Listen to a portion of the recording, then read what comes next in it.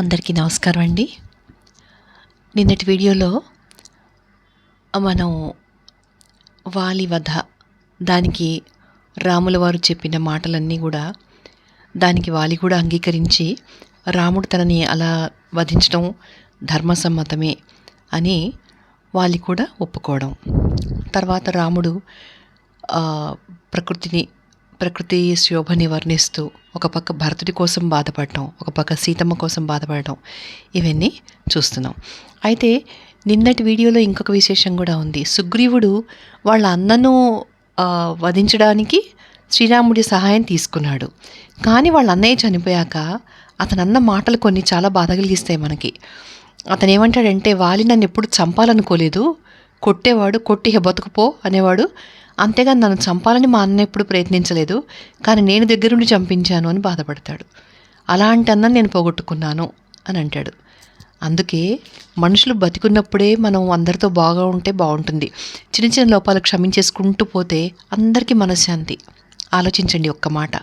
ఎందుకంటే ఒక చోట ఒక ఇంగ్లీష్ పోయంలో అందులో ఉంటుంది, చాలామంది తెలిసే ఉంటుంది, నేను చనిపోయాక పూల బొకేలు తీసుకొస్తారు, ఎందుకు బతికున్నప్పుడే తీసుకురావచ్చు కదా. అలాగే ఏంటంటే, నేను చనిపోయాక నా గురించి చాలా మంచి మాటలు మాట్లాడతారు, నా తప్పులన్నీ క్షమించేస్తారు, అదేదో నేను బతికున్నప్పుడే చేస్తే బాగుంటుంది కదా అని. సూపర్గా ఉంటుందండి అది నిజంగానే. ఎందుకంటే మనిషి బ్రతికుండగానే ఎవరి మీద నా బాగా కోపం వచ్చినప్పుడు, శత్రుత్వాలు వచ్చినప్పుడు వెంటనే వాళ్ళ గురించి మనం ప్లస్ పాయింట్స్ కూడా ఆలోచిస్తూ, లేదంటే రేపే నేను పోతాను అనుకున్నప్పుడు మనం ఎలా క్షమించేస్తాము అందరినీ. అలా చేస్తే ఈ పశ్చాత్తాపాలు, ఈ బాధలు ఉండవు కదా. సరే, ఇక ఇవాల్టి వీడియో నిన్న శ్రీరాముడు చేస్తున్న ప్రకృతి వర్ణన ఇంకా పూర్తి కాలేదు, దాంతో కంటిన్యూ చేద్దాం. వాయువు ఇప్పుడు ఏడాకుల అరటి చెట్ల పూల సువాసనలతో మిళితమై తుమ్మెద ఝుంకారాలతో ప్రతిధ్వనిస్తూ మదపుటేనులకు దర్పం పెంచుతోంది.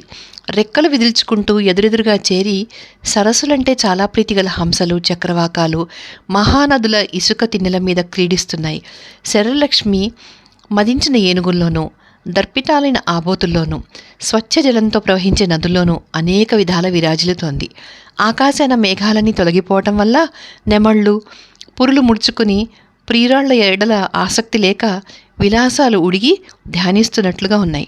చెట్ల కొమ్మలు వంగిపోయేటట్టు విరగబూసిన సర్జక పుష్పాల సువర్ణ గౌర కాంతులతో అడవి అంతా దేదీప్యమానంగా ఉంది. తామర పువ్వులంటే చాలా ఆసక్తిగల మదపుటేనుగులు మెల్లమెల్లగా నడుస్తున్నాయి. మేఘాలు లేక ఆకాశం పదును పట్టిన కత్తి రంగుగా ఉంది. నదులు బాగా సన్నగిలిపోయాయి. ఎర్ర కలువ సువాసనలతో గాలి మెల్లగా వీస్తోంది. దిక్కులు తేటపడ్డాయి. వానలు తగ్గి ఎండ కాసి బురద అంతా ఎండిపోయి నేల అంతా దుమ్మురేగుతోంది. అన్యోన్య కలహాలు గల రాజులు యుద్ధ సన్నద్ధులవుతున్నారు. శరదృతువు కావడం వల్ల పుష్టి, బలము, కాంతి హెచ్చి ఆబోతులు దుమ్ము చల్లుకుంటూ కయ్యానికి కాలుదువ్వుతూ ఆలమందలో తిరుగుతున్నాయి.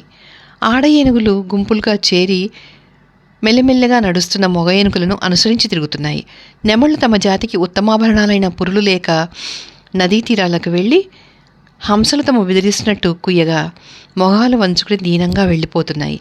హంసలు, చక్రవాకాలు భయపడేటట్టుగా ఘీంకారాలు చేస్తూ తామర పువ్వులతో చాలా రమ్యంగా ఉన్న కొలనులన్నీ కూడా కలచేసి మదగజాలు నీళ్లు తాగుతున్నాయి. నదులలో బురదలు తగ్గాయి. ఇసుక తిప్పలు బయటపడ్డాయి. ఆ ఇసుక తిప్పల మీద ఆలమందలు చేరుకున్నాయి. జలం చక్కగా తేరుకుంది. సారస పక్షులు ముద్దు ముద్దుగా కూస్తున్నాయి. హంసలు అక్కడికి మెల్లగా చేరుకుంటున్నాయి. నదీ ప్రవాహాల గలగల శబ్దాలు, ఈదురుగాలి చప్పుళ్ళు, నెమళ్ల కేకలు, కప్పల బెకబెకలు చప్పగా చల్లారాయి. వర్షాకాలం అంతా కలుగుల్లోనే ఉండిపోయి అంచేత చిక్కి శల్యాలైపోయిన రంగురంగుల క్రూర విష సర్పాలు పేరాకలితో మెల్లిమెల్లిగా బయటికి వస్తున్నాయి. ప్రియుని హస్తస్పర్శతో నేత్రాలు ఆనంద విప్పారితాలు అయిన కాంతలాగా, చంద్రకిరణాల స్పర్శతో నక్షత్రాలు ప్రకాశమానాలు కాగా, రాగవతి అయిన సంధ్య స్వయంగా ఆకాశం విడిచిపెట్టేస్తోంది. బాలచంద్రబింబమే ముఖంగా, నక్షత్రాలే విస్పారిత నేత్రాలుగాను, వెన్నెలే సన్నని వలిపెంగాను, తెల్లని బట్ట కట్టుకున్న యువతిలాగా రాత్రి మెరుస్తోంది. చక్కగా పండిన శాలిధాన్యం తిని ఆకాశానికి విసిరేసిన పూలదండలాగా బెగ్గురు పక్షులు వరుసలు తీరి ఆకాశాన్ని విహరిస్తున్నాయి. విశాలమైన మడుగుజలం లెస్సగా వికసించిన కల్వపూలతోనూ నిద్రపోతున్న హంసలతోనూ నిండిపోయి ఉండి, మేఘాలు లేక పూర్ణచంద్రబింబంతోనూ విమల నక్షత్ర రాసులతోనూ నిండి ఉన్న ఆకాశంలాగా భాసిస్తోంది. చెదిరి చెదిరి ఉన్న హంసలే మొలనూలుగాను, తామర పువ్వులు, కలువ పువ్వులు దండలుగాను, బొడ్డన బావులు నగలన్నీ అలంకరించుకున్న సుందరాంగుల్లా ఉన్నాయి. గొల్లభామలు చలచిలుకుతున్న ధ్వని, లేగదూడలను పీల్చుకుంటున్న ఆవుల వాత్సల్య ధ్వనులు, రాబోతుల అంకెలు, గొల్లపిల్లకాయల పిల్లంగోరు పాటలతో కలిసి ప్రభాత వాయువుల వల్ల అంతటా వినపడుతున్నాయి. నదీ తీరాలు గాలికి కదులుతున్న తెల్లని రెల్లుపూలతో నిండి తెల్లని పట్టుచీర కట్టుకున్న పడుచులాగా ఉన్నాయి.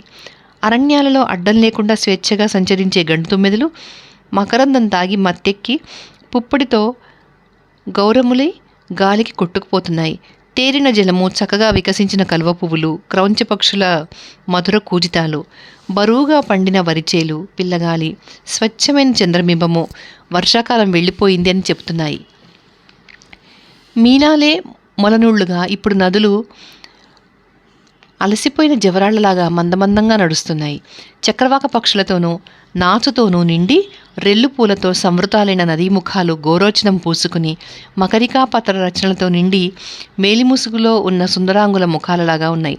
సర్జ పుష్పాలతోనూ వేగిస పూలతోనూ నిండి తుమ్మెద ఝంకారాలతో ముఖరితాలైన అడవుల్లో చెండ శాసనుడైన మన్మధుడు ధనుర్బాణాలు పుచ్చుకుని విచ్చలవిడిగా తిరుగుతున్నాడు. మంచి వాసనలతో లోకాలను తృప్తిపరిచి నదులు తటాకాలు నిండపెట్టి భూమి అంతా సస్యశ్యామలం చేసి మేఘాలు ఆకాశం విడిచి వెళ్ళిపోయాయి. ప్రసన్న జలగంభీరాలైన జలాశయాలు కమ్మగా కూసే క్రౌంచ పక్షులతోనూ చక్రవాకాలతోనూ చాలా రమ్యంగా ఉన్నాయి. కొండనెత్తాలలో వేగిస చెట్లు, ఏడాకుల అరటి చెట్లు, కోవిదార వృక్షాలు, ప్రేంకణాలు విరగబూసి చాలా మనోహరంగా ఉన్నాయి. నదుల ఇసుక తిప్పలన్నీ సారస పక్షులతోనూ చక్రవాకాలతోనూ హంసలతోనూ నిండిపోయి ఉన్నాయి. పరస్పర ద్వేషంతో కుమిలిపోయే రాజులకు దండయాత్రలు బయలుదేరడానికి ఇది చాలా మంచి సమయం. తమ్ముడు, దిగ్విజయం కోసం రాజులు యుద్ధయాత్రకు బయలుదేరవలసిన ఈ సమయాన సుగ్రీవుడు కనపడడం లేదు. అతను ఈ ప్రయత్నాలలో ఉన్నట్టు తెలియకుండా ఉంది. సీత లేక శోకార్తుడై ఉన్న నాకు 100 ఏళ్లుగా తోచిన వర్షాకాలం 4 మాసాలు వెళ్ళిపోయాయి. ఘోరమైన ఈ దండకారణ్యంలోకి సీత నా వెంటబడి ఉద్యానానికి వచ్చినట్టు వచ్చింది. పాపం, నాకు ఆవిడ వియోగం కలిగింది. రాజ్యం పోయింది. దుఃఖార్తుడైపోయాను. అడవులు పట్టి ఉన్నాను. అయినా వానరరాజైన సుగ్రీవునికి ఇంకా నా మీద అనుగ్రహం కలగలేదు. ఈ రాముడు దిక్కులేనివాడు, రాజ్యభ్రష్టుడు. రావణుడు భార్యనెత్తుకుపోగా దీనుడై ఉన్నాడు. ఇల్లు విడిచి వచ్చాడు. శోకార్తుడై ఉన్నాడు. పైగా నన్ను శరణుజొచ్చాడు అనుకుంటూ సుగ్రీవుడు దురాత్ముడై నన్ను లక్ష్య పెట్టకుండా ఉన్నాడు. దుర్మతి అయిన సుగ్రీవుడు శరత్కాలంలో సీతను వెతకడానికి సమయం ఏర్పరచుకుని అలా చేస్తానని శపథం చేసి తన పని అయిపోవడం వల్ల నా సంగతి యోచించకుండా ఉన్నాడు. కనుక నువ్వు వెంటనే కిష్కిందకు వెళ్ళి మూర్ఖుడు స్త్రీలంపటుడు అయి ఉన్న సుగ్రీవునితో మొదట తనకు ఉపకారం చేసిన యోగ్యులకు ప్రత్యుపకారం చేస్తానని మాట ఇచ్చి నమ్మించి వారిని మరిచిపోయేవాడు అధమాధముడు. కష్టమైన సుఖమైన అన్నమాట ఎవడు చెల్లించుకుంటాడో వాడు పురుషోత్తముడు. మిత్రుల వల్ల తాము ఉపకారాలు పొంది ఆ మిత్రులకు సాయపడని కృతజ్ఞులను చనిపోయాక రాక్షసులైనా ముట్టుకోరు అని నా మాటగా చెప్పు.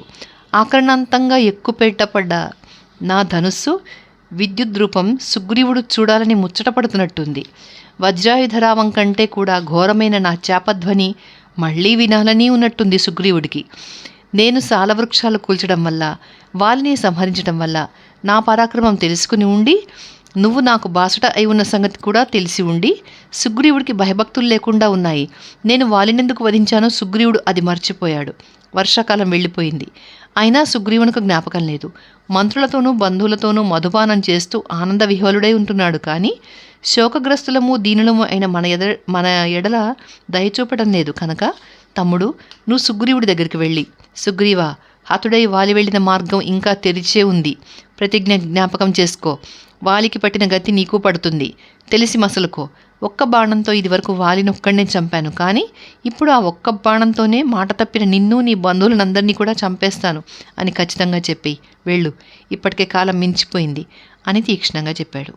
రాముడిలాగా పరమ దుఃఖితుడై దీనుడు కావడం చూసి లక్ష్మణుడు సుగ్రీవుడి విషయమే అగ్గి అయిపోయాడు. 33. లక్ష్మణుని రాక మంత్రులు అంగదుడు సుగ్రీవుడికి చెప్పడం. మహాబలశాలి అయి ఉండి శోకసంతప్తుడు దీనుడు అయి ఉన్న రాముణ్ణి చూసి లక్ష్మణుడు, అన్నా, వానరుడైన సుగ్రీవుడు సన్మార్గంలో సంచరించేవాడు కాదు. అగ్నిసాక్షిగా చేసిన మైత్రిని పురస్కరించుకుని నువ్వు వాలిని వధించడము, రాజ్యము, భార్యను స్వాధీనపరచుకోవడము అతను తలుచుకోడు. అతనికి వానర రాజ్యలక్ష్మిని అనుభవించే యోగ్యత కూడా లేదు. అంచేత మన పనికి అతను అనుకూలించడు. బుద్ధి చెడి సుగ్రీవుడిప్పుడు స్త్రీలంపటుడై ఉన్నాడు. నువ్వు చేసిన ఉపకారానికి ప్రత్యుపకారం చేయాలనే జ్ఞానం అతనికి లేదు. కనుక అతను నా చేతిలో హతుడై వాలిని కలుసుకోవలసిందే. ఇలాంటి గుణహీనునకు రాజ్యం ఇవ్వకూడదు. ఇక నేను కోపం ఆపుకోలేను. అసత్యవాది అయిన సుగ్రీవుడిని ఇప్పుడే చంపేస్తాను. అంగదుడే ఇక వానర వీరులను పంపి వదిలిన వెతికిస్తాడు అంటూ బాణాసనాలు పుచ్చుకుని ఎగిరిపడ్డాడు. లక్ష్మణుడు మహాకోపిష్టి అని రాముడికి తెలుసు. అంచేత ఆయన మెల్లగా ప్రారంభించి, తమ్ముడు, నీలాంటి వాడు ఇలాంటి పాపకృత్యం చేయకూడదు. ఎవడు కోపం తగ్గించుకుంటాడో వాడే పురుషోత్తముడు. నువ్వు అసలు ఇలాంటి మాటే అనకూడదు. కనుక వెనకటిలాగే అతని ఎడల ప్రీతి వహించి ఉండు. పరుషంగా మాట్లాడకు. మంచి మాటలతోనే కాలం మించిపోయిందని సుగ్రీవుడితో చెప్పు అని దృఢంగా చెప్పాడు. అది విని శాంతించి లక్ష్మణుడు కిష్కిందకు బయలుదేరాడు. అతను చాలా ధర్మాత్ముడు. అన్నకు హితం చేయడమే అతనికి ప్రధానం. అంచేత అతను సుగ్రీవుని ఇంటికి మెల్లగా వెళ్ళాడు. కానీ ఇంద్రధనుస్సు వంటి గొప్ప ధనుస్సు చేతబట్టి సహజంగా యమునితో సమానమైన లక్ష్మణుడు మందర పర్వతంలా ఉన్నాడు. అతనిప్పుడు రాముడెంత చెబితే అంతే, అక్షరమైన తప్పకుండా చేస్తాడు. అంచేత అతను తాను సుగ్రీవునికి చెప్పవలసింది, దానికి సుగ్రీవుని ప్రత్యుత్తరము, దాని మీద తాను చెప్పవలసింది, ఇదంతా ఆలోచించుకుంటూ వెళ్ళాడు. అయినా అతను కామక్రోధాదుల వల్ల రాముడికి కలిగిన కోపంతో నిండిపోయి ప్రభంజనంలాగా వెళ్ళాడు. వెళ్ళేటప్పుడు అతను అడ్డు వచ్చిన సలవృక్షాలు, తాడి చెట్లు, సర్జ వృక్షాలు పడగొట్టుకుంటూ కాళ్లతో రాళ్ళు రప్పలు మెట్టేస్తూ వెళ్ళాడు. కిష్కింద పర్వతానికి దగ్గరగా ఉంది. పట్నం నిండా వానర సైన్యం నిండి ఉంది. రోషంతో ఉడికిపోతూ లక్ష్మణుడు పట్నం బయట ఉన్న వానర భటులను కాల్చేసేటట్లు చూశాడు. పర్వతాలకి మధ్య వస్తున్న లక్ష్మణుని చూసి ఏనుగులను మించిన వానర వీరులు పర్వత శిఖరాలు, పెద్ద పెద్ద చెట్లు చేతపుచ్చుకున్నారు. వాళ్ళని చూసేటప్పటికి లక్ష్మణుడికి మరీ మండిపోయింది. దాంతో అతని చూసి ఆ వానర వీరులు దిక్కుతి లేకుండా పారిపోయారు. వాళ్లలో కొందరు సుగ్రీవుని భవనానికి వెళ్ళి లక్ష్మణుడు మహాక్రోధంతో వచ్చాడని విన్నవించారు. కానీ అప్పటికే తారతో ఆనందంగా ఉన్న సుగ్రీవుడు ఆ మాట వినిపించుకోలేదు. మంత్రులు మాత్రం అక్కడ ఉండండి కొందరు వానరులను పంపారు. ఆ వానరులు నడగొండల్లాగా, ఏనుగుల్లాగా ఉన్నారు. కొందరు నీల జీమూతాల్లా ఉన్నారు. ఆ వీరులకందరికీ గోళ్ళు, కోరలు, ఆయుధాలు. చూస్తే శరీరం గరిపొడిచేటంత భయంకరాకారులు వాళ్ళు. పెద్ద పులులు కూడా వాళ్ళ దగ్గర ఎందుకు పనికిరావు. వాళ్ళ మొహాలు వికృతంగా ఉన్నాయి. వాళ్లలో కొందరు 10 ఏనుగుల బలం గలవాళ్ళు, కొందరు 100 ఏనుగుల బలము, మరికొందరు 1000 ఏనుగుల బలము కలవాళ్ళు. వాళ్ళందరూ వచ్చి చెట్లు, చేమలు పుచ్చుకుని బారులు తిరిగి ఉంచున్నారు. వాళ్లతో కిష్కింద చూడడానికి కూడా శక్యం కందైపోయింది. వాళ్ళందరూ ద్వారం దాటి యువతలకు వచ్చేశారు. సుగ్రీవుని ప్రమాదము, రాముని దుఃఖము తలుచుకుని బలపరాక్రమశాలి అయిన లక్ష్మణుడు మరీ కోప వివశుడైపోయాడు. అతని కళ్ళు జ్యోతుల్లాగా ఎర్రపడ్డాయి. సుగ్రీవుని ప్రమోదము, రాముని దుఃఖము తలుచుకుని బలపరాక్రమశాలి అయిన లక్ష్మణుడు మళ్ళీ కోప వివశుడైపోయాడు. అతని కళ్ళు జ్యోతుల్లాగా ఎర్రపడ్డాయి. పెద్ద పెద్ద నిట్టూర్పులు రాసాగాయి. దాంతో అతను పొగలు జిమ్ముతున్న అగ్నిలాగా ఉన్నాడు. బాణాల అలుగులే మెరుస్తున్న నాలుకలుగాను, ధనస్సే పడగగాను, తన తేజస్సే క్రూర విషంగాను అతను 5 తలల పాములాగా కూడా ఉన్నాడు. కాలాగ్నిలాగా మండిపోతూ ఏనుగులాగా కోపంతో గూర్నిలతో ఉన్న ఆ లక్ష్మణుని చూసి భయభ్రాంతుడై అంగదుడు చాలా విచారించాడు. అప్పుడు లక్ష్మణుడు, వత్స అంగద, వెళ్ళి సుగ్రీవునితో నేను వచ్చానని చెప్పు. అన్నగారి వ్యసనం చూడలేక తప్పించిపోతూ ద్వారంలో ఉన్నాడని చెప్పు. అతను చెప్పినట్టు వినడానికి నీకు ఇష్టం ఉంటే అందుకు తగ్గట్టు నడుచుకో అని చెప్పి నువ్వు మళ్ళీ త్వరగా రా అని చెప్పాడు. అది విని అంగదుడు దుఃఖంతో తొట్టుపడుతూ వెళ్ళి సుగ్రీవుడి పాదాలకు మొక్కాడు. తర్వాత తారపాదాలు, రుమపాదాలు కూడా మొక్కి సుగ్రీవునితో సంగతంతా చెప్పాడు. కానీ సుగ్రీవుడు మేలుకున్నా కూడా మద్యం తాగిన మత్తుతోనూ మన్మథ పార్వశ్యంతోనూ తెలుసుకోలేకపోయాడు. అప్పుడు భయభ్రాంతులై ఉన్న వానరులు లక్ష్మణుని శాంతుణ్ణి చేయడానికి కిచకిచలాడారు. ఉరకలు వేసుకుంటూ వెళ్లే మహాప్రవాహంలాగా ఉన్న లక్ష్మణుని చూసి సింహనాదంలాగా కూడా అరిచారు. దాంతో సుగ్రీవుడికి తెలివొచ్చింది. మదవిహ్వలత వల్ల అతని కళ్ళు ఎర్రగా ఉన్నాయి. పూలదండలు నలిగిపోయి ఉన్నాయి, ఆభరణాలు జారిపోతున్నాయి. అంగదుని మాట విని ప్లక్షుడు, ప్రభావుడు అనే 2 మంత్రులు కూడా అతనితో అక్కడికి వచ్చి ఉన్నారు. వారిద్దరూ అంటే సుగ్రీవుడికి చాలా ఇష్టం. అంతఃపురంలో ప్రవేశించడానికి కూడా వారికి అధికారం ఉంది. వాళ్ళు కూడా ఆర్థిక విషయాలు, ధార్మిక విషయాలు మాట్లాడడానికి లక్ష్మణుడు వచ్చి ఉన్నాడని చెప్పారు. అతని సమీపాన కూర్చుని సామవచనాలతో వారు ముందు అతన్ని ప్రసన్నుని చేసుకున్నారు. తర్వాత దేవేంద్రునితో దేవతలు విన్నవించుకునేటట్లుగా రామలక్ష్మణులు సత్యసంధులు, మహానుభావులు, అంత సౌభ్రాత్రం గల అన్నదమ్ములు లోకంలో అరుదు. అలాంటి వారు మనకు మిత్రులైనారు. వారు రాజ్యాలు ఏలతగ్గవారు, నీకు ఈ రాజ్యం ఇచ్చినవారు. వారిలో లక్ష్మణుడు ధనుర్బాణాలు ధరించి వచ్చి ఇప్పుడు ద్వారంలో ఉన్నాడు. అతన్ని చూసి భయభ్రాంతులై వడవడ వణికిపోతూ మన వానర వీరులు కేకలు పెడుతున్నారు. ఆ లక్ష్మణుడు రాముని ఆజ్ఞ వల్ల ప్రయత్నమే రథంగానూ మాటలే సారథిగానూ వచ్చాడు. తారప్రియపుత్రుడైన అంగదుణ్ణి ఆ లక్ష్మణుడే ఇక్కడికి పంపాడు. అతను ఇప్పటికీ రోషపరీతాక్షుడై వానర వీరులను కాల్చేసేటట్లుగా చూస్తూ ద్వారంలోనే ఉన్నాడు. కనుక నువ్వు నీ భార్యతోనూ నీ బిడ్డలతోనూ వెళ్ళి శిరస్సాష్టాంగ నమస్కారాలు చేసి ఆ రోషం విడిచేటట్లు చేసుకో. రాముడు చెప్పినట్లు నడుచుకో. నీ ప్రతిజ్ఞ, నువ్విచ్చిన మాట చెల్లించుకో.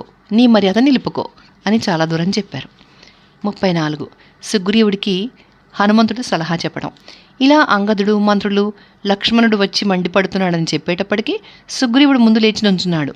తర్వాత కష్టసుఖాలు ఆలోచించుకుని మంత్రకుశలులైన ఆ మంత్రులతో, నేనేమీ తప్పు మాటలు అనలేదు, చెడ్డ పనులు చేయలేదు. అయినా రాముని తమ్ముడైన లక్ష్మణుడు ఎందుకు అంత కోపగించి ఉన్నాడో బోధపట్టం లేదు. ఎప్పుడు నా విషయమై రంధ్రాన్వేషణమే చేస్తూ ఉండే నా శత్రువులు లేనిపోని దోషాలు కల్పించి చెప్పి ఉంటారు. లక్ష్మణుడు ఈ చెప్పుడు మాటలు విని నమ్మి ఉంటాడు. కనుక మీరు బాగా ఆలోచించి లక్ష్మణుని కోపానికి కారణం ఏమిటో నిర్ణయించండి. రాముని వల్ల, ఆ లక్ష్మణుని వల్ల నాకేమీ భయం లేదు. కానీ మిత్రుడు అకారణంగా కోపించాడే అనే సంభ్రమం కలుగుతుంది. మైత్రి చేసుకోవడం చాలా సులభమే, కానీ దాన్ని నిలుపుకోవడం చాలా కష్టం. మనసు చంచలం, అంచేత ఏమాత్రం పొరపాటు వచ్చినా మైత్రి చెడిపోతుంది. అందుకోసం నేను ఆదుర్దాపడుతున్నాను. రాముడు నాకు ఎలాంటి ఉపకారం చేశాడో అతనికి నేను అలాంటి ఉపకారం చేయడం నాకు శక్యం కాదు అన్నాడు. సుగ్రీవుడిలా చెప్పగా మంత్రులలో ఒకడైన హనుమంతుడు తన ప్రతిభ వ్యక్తం అయ్యేటట్లు ప్రారంభించాడు. వానర మహారాజా, రాముడు నీకు చేసిన మహోపకారం నువ్వు మర్చిపోలేదంటే అదేమంత వింత కాదు. మహావీరుడైన రాముడు ఏమాత్రము భయపడక నిన్ను సంతోషపెట్టడానికి దేవేంద్రునితో తుల్యపరాక్రమం గల వాలిని సంహరించాడు. ఎటు చూసినా రాముడు నీ మీద ప్రణయకోపం మాత్రమే పూనినట్టుంది. అతను లక్ష్మణుణ్ణి పంపడానికి అంతకంటే మరో కారణం ఉండదు. ఇంతకీ చూడు, నీకు కాలజ్ఞానం కావలసినంతా ఉంది, కానీ అనేక విధాలైన మత్తత వల్ల అది మర్చిపోయావు. ఏడాకుల అరటిపూలతో శ్యామలమైన శరదృతువు వచ్చి ఉంది. ఆకాశమంతా మేఘాలు తొలగిపోయి నిర్మలంగా ఉంది. గ్రహాలు, నక్షత్రాలు శుభ్రకాంతితో విరాజిల్లుతున్నాయి. దిక్కులు, నదులు తేరుకున్నాయి. యుద్ధ ప్రయత్నాలు చేయవలసిన కాలం ఇంత స్పష్టంగా ఆసనం అయినా నువ్వు తెలుసుకోలేకుండా ఉన్నావు. అంచేత నువ్వు ప్రమత్తుడవే ఉన్నావని లక్ష్మణుడిలా వచ్చి ఉంటాడు. రాముడు ఇప్పుడు చాలా కష్టంలో ఉన్నాడు. అతని రాజ్యం పోయింది, భార్య దొంగిలించబడ్డది. ఆర్తుడైపోయి ఉన్న రాముడు లక్ష్మణుని ద్వారా పరుషంగా మాట్లాడినా నువ్విప్పుడు కోపించకూడదు.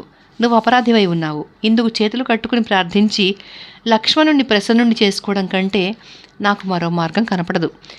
రాజకార్యాలు బాగా నిర్వహించవలసిన మంత్రులు రాజులకు హితకరమైనదే చెప్పాలి. అంచేతనే భయం లేకుండా నాకు తోచింది నేను ఇలా చెప్తున్నాను. క్రోధం పూని ధనుస్సు ఎక్కుపెట్టాడంటే రాముడు బ్రహ్మాండం అంతా తన వశం చేసుకోగలడు. ఎవడికి కోపం వస్తే కష్టపడి మళ్ళీ ప్రసన్నుని చేసుకోవాల్సి ఉంటుందో అతనికి కోపం తెప్పించకూడదు. ఉపకారం పొందినవాడు, కృతజ్ఞుడై ఉండవలసిన వాడు అలాంటి వాడికి అసలే కోపం తెప్పించకూడదు. కనుక పుత్రమిత్ర కళత్రాదులతో అతని పాదాలకు మొక్కి అన్నమాట నెరవేర్చుకుని పతిని అనుసరించే కులాంగనలాగా నువ్వు అతన్ని అనుసరించి ఉండు. లక్ష్మణుని ఆజ్ఞ మనసులో అయినా నువ్వు తిరస్కరించకూడదు. సురేంద్రవర్చస్కుడైన రాముని బలపరాక్రమాలు నీ మనస్సుకు తెలియనివి కావు అని చెప్పాడు. 35 అంగదుడు లక్ష్మణుని రాజభవనానికి తీసుకుని వెళ్ళడం. అంగదుడు మళ్ళీ వచ్చి తీసుకెళ్లగా లక్ష్మణుడు పట్టణంలోకి బయలుదేరాడు. ద్వారంలో ఏనుగుల వంటి వానర వీరులు కాపున్నారు. వారు చాలా బలపరాక్రమాలు గలవారు కూడాను. అయినా లక్ష్మణుని చూడగానే వారందరూ వినయంగా చేతులు కట్టుకుని నుంచున్నారు. అతి కోపంతో లక్ష్మణుడు రోజుకుంటున్నాడు. అంచేత భయభ్రాంతులైపోయి వానర వీరులెవరూ కూడా అతన్ని అడ్డగించక పైగా ఆ పక్కకి ఈ పక్కకి తప్పుకున్నారు. లక్ష్మణుడు కన్నెత్తి చూడగా కిష్కింధ దేదీప్యమానంగా కనిపించింది. ఆ పట్టణంలో విరగబూసిన చెట్లతోనూ లతలతోనూ నిండిన రమ్యాలైన ఉద్యానవనాలెన్నో ఉన్నాయి. ఏ మేడ చూసినా రత్నస్థిగితమై ఉంది. ఏ వీధి చూసినా అంగళ్ళలో రత్నాలు రాసులుగా పోసి ఉన్నాయి. అన్నీ ఆకాశం అంటే మిద్దెలు మేడలే కానీ ఆ పట్టణంలో సామాన్య భవనం ఒకటి లేదు. అక్కడ బజార్లు ఎన్నో ఉన్నాయి. ఆ బజారులో విరివిగా దొరకని వస్తువు ఒక్కటి లేదు. ఎక్కడ చూసినా రకరకాల ఫలవృక్షాలు విరగపూసి ఉన్నాయి. రాజమార్గాల్లో కూడా పుష్పవృక్షాలు విరగకాసి ఉన్నాయి. ఆ నగరంలో దేవతలకు గంధర్వులకు పుట్టిన వానర వీరులు ఎందరో ఉన్నారు. వారందరూ కామరూపులు. ఏ రూపం పొందాలంటే ఆ రూపం పొందగలవారు. రకరకాల ఆభరణాలు, దివ్య వస్త్రాలు, పూలదండలు ధరించి వారు నిత్య సంతుష్టులై ఉంటారు. ప్రతి వీధిలోనూ మద్యశాలలున్నాయి. చందనము, అగరు, సుగంధ తైలాలు అమ్మే అంగళ్ళు ఎన్నో ఉన్నాయి. ఆ కిష్కింధ నగరంలో పర్వతాల నుంచి ప్రవహించే సెలయేళ్లు కూడా ఎన్నో ఉన్నాయి. రాజమార్గంలో అంతటా మిన్నంటే మేడలు కిక్కిరిసి ఉన్నాయి. వాటిలో వానర ప్రముఖులైన అంగదుడు, మైందుడు, ద్వివిధుడు, గయుడు, గవాక్షుడు, గజుడు, శరభుడు, విద్యున్మాలి, సంపాతి, సూర్యాక్షుడు, హనుమంతుడు, వీరబాహుడు, సుబాహుడు, నలుడు, కుముదుడు, సుషేణుడు, తారుడు, జాంబవంతుడు, అధివస్త్రుడు, నీలుడు, సుపాటలుడు, సునేత్రుడు మొదలైన వారి రమ్య హర్మ్యాలు కూడా ఉన్నాయి. అవన్నీ తెల్లని మహామేఘాల్లా ఉన్నాయి. అన్ని ముత్యాల సరాలతో అలంకృతాలై ఉన్నాయి. ఒక్కొక్క మేడలో ఎంతెంత ఐశ్వర్యం ఉందో పరిమితి చెప్పడం సాధ్యం కాదు. ఎన్నాళ్ళు తిన్నా తరగని ధాన్యరాశులు ప్రతి మేడలోనూ ఉన్నాయి. ప్రతి మేడలోనూ అప్సరసలను మించే స్త్రీలెందరో ఉన్నారు. అన్నిటికీ మధ్య సుగ్రీవుని రాజభవనం చుక్కల్లో చంద్రుడిలా ఉంది. దాని చుట్టూ తెల్లని ప్రాకారం ఉంది. అది దేవేంద్ర భవనంలా ఉంది. అందులో ఎలాంటి వారు కూడా ప్రవేశించలేరు. దాని శిఖరాలు కైలాస పర్వత శిఖరాల్లాగా తెల్లగా మిరుమిట్లు గొలుపుతున్నాయి. ఆ భవనానికి చుట్టూ ఉండిన పూల తోటలో సర్వకాల సర్వావస్థల్లోనూ కాసే ఫలవృక్షాలు, పూసే పూల చెట్లు అపూర్వం అయినవి ఎన్నో ఉన్నాయి. మహేంద్రుడు పంపిన ఫలవృక్షాలు, పుష్పవృక్షాలు కూడా అందులో ఎన్నో ఉన్నాయి. అవన్నీ నీలమేఘాల్లా ఉన్నాయి. వాటి కింద చల్లని నీడ చాలా దట్టంగా ఉంటుంది. ప్రతి ద్వారంలోనూ మహాబలవంతులైన వానరవీరులు విచ్చుకత్తులతో కాపున్నారు. ఆ భవనానికి కాంచన తోరణాలు ఎన్నో ఉన్నాయి. లక్ష్మణుడు అడ్డు లేకుండా మహామేఘంలో సూర్యుడు ప్రవేశించేటట్లు ఆ భవనంలో ప్రవేశించాడు. ఆ భవనానికి 7 ప్రాకారాలున్నాయి. ప్రతి ప్రాకారంలోనూ ఎందరో జనులున్నారు. అన్నీ దాటి అందరినీ అతిక్రమించి వెళ్ళి అతను అంతఃపురం దగ్గరికి వెళ్ళాడు. అక్కడ వెండి సోఫాలు, బంగారు సోఫాలు, రత్నకంబళ్ళు ఎన్నో ఉన్నాయి. అతనక్కడ అడుగుపెట్టేటప్పటికీ మధురమైన వేణురవము, మృదంగ నిస్వనాలు వినిపించాయి. కొందరు గాత్రంతో పాడుతున్నారు. రూపయౌవనవతులైన అనేక జాతుల స్త్రీలు అనేక మంది అక్కడున్నారు. అక్కడ ఉండిన సుగ్రీవుని పరిచారకులందరూ సద్వంశంలో పుట్టినవారు. వారందరూ విలువగల వస్త్రాలు కట్టుకుని, అమూల్యాభరణాలు ధరించి, అంగరాగాలు పూసుకుని, పూలదండలు వేసుకుని ఉన్నారు. వారిలో అసంతుష్టి కలవాళ్ళు ఒక్కళ్ళు కూడా లేరు. తొందరపడేవాళ్ళు లేరు. గొప్ప గొప్ప వస్త్రాభరణాలు ధరించని వాళ్ళు లేరు. ఇంకా ముందుకు వెళ్ళేటప్పటికీ అందెల చప్పుడు, వడ్డాణాల మువ్వల చప్పుడు వినిపించింది. లక్ష్మణుడు విని సిగ్గుపడిపోయాడు. కాని వెంటనే రోషావిష్టుడై దిక్కులు పిక్కటిలేటట్టు వింటినారి టంగుటంగున మోగించాడు. అతను సదాచార సంపన్నుడు కనుక స్త్రీలున్న చోటికి కొంచెం ఎడంగా కూర్చున్నాడు. ఆ ధ్వనితో లక్ష్మణుడు వచ్చాడని గ్రహించి సుగ్రీవుడు ఆసనం మీద ఎగిసిపడ్డాడు. అతని నోరు ఎండిపోయింది. అప్పటికి సుగ్రీవుడు తార దగ్గర ఉన్నాడు. ఆమె చాలా చక్కనిది. అతను తారను చూసి, సుందరి, లక్ష్మణుడు సహజంగా చాలా మంచివాడు, ఉదార హృదయుడు. అతను ఎందుకు కోపించి ఉంటాడు? ఉత్తములు అకారణంగా కోపించరు కదా. నేను ఈ లక్ష్మణునికి ఏమైనా అప్రియం చేసినట్టు నీకు కనపడుతోందా? పోని తోస్తోందా? అలాంటిది ఏమైనా ఉంటే త్వరగా చెప్పాలి. అదంతా ఎందుకు? ఇప్పుడు నువ్వే అతని ఎదుటికి స్వయంగా వెళ్ళడం మంచిది. నువ్వు మర్యాదగా మాట్లాడితే కోపం పోయి అతనికి అనుగ్రహం వస్తుంది. నిన్ను చూడడంతోనే అతని ఆత్మ పరిశుద్ధమైపోతుంది. దాంతో ఆ కోపం అంతా పోతుంది. పెద్ద మనుషులు స్త్రీల ఎడల ఎప్పుడూ దారుణంగా ప్రవర్తించరు. నువ్వు ముందు వెళ్ళి సాంత్వనం మాటలతో అతన్ని శాంతపరిస్తే అప్పుడు వచ్చి నేను అతని దర్శనం చేసుకుంటాను అని చెప్పాడు. తార అప్పటికే మధుపానం చేసి ఉంది. అంచేత ఆమె నడక తొట్టుపడుతోంది. అన్ ఆమె కళ్ళు అరమూతలు పడుతున్నాయి. ఇలాంటి లక్షణాలు సుస్పష్టంగా కనపడుతూ ఉండగా తార మెల్లగా లక్ష్మణుడి దగ్గరికి వెళ్ళింది. ఆమెను చూడగానే లక్ష్మణుడు ఉదాసీనంగా మొహం వంచుకుని కోపం విడిచిపెట్టేశాడు.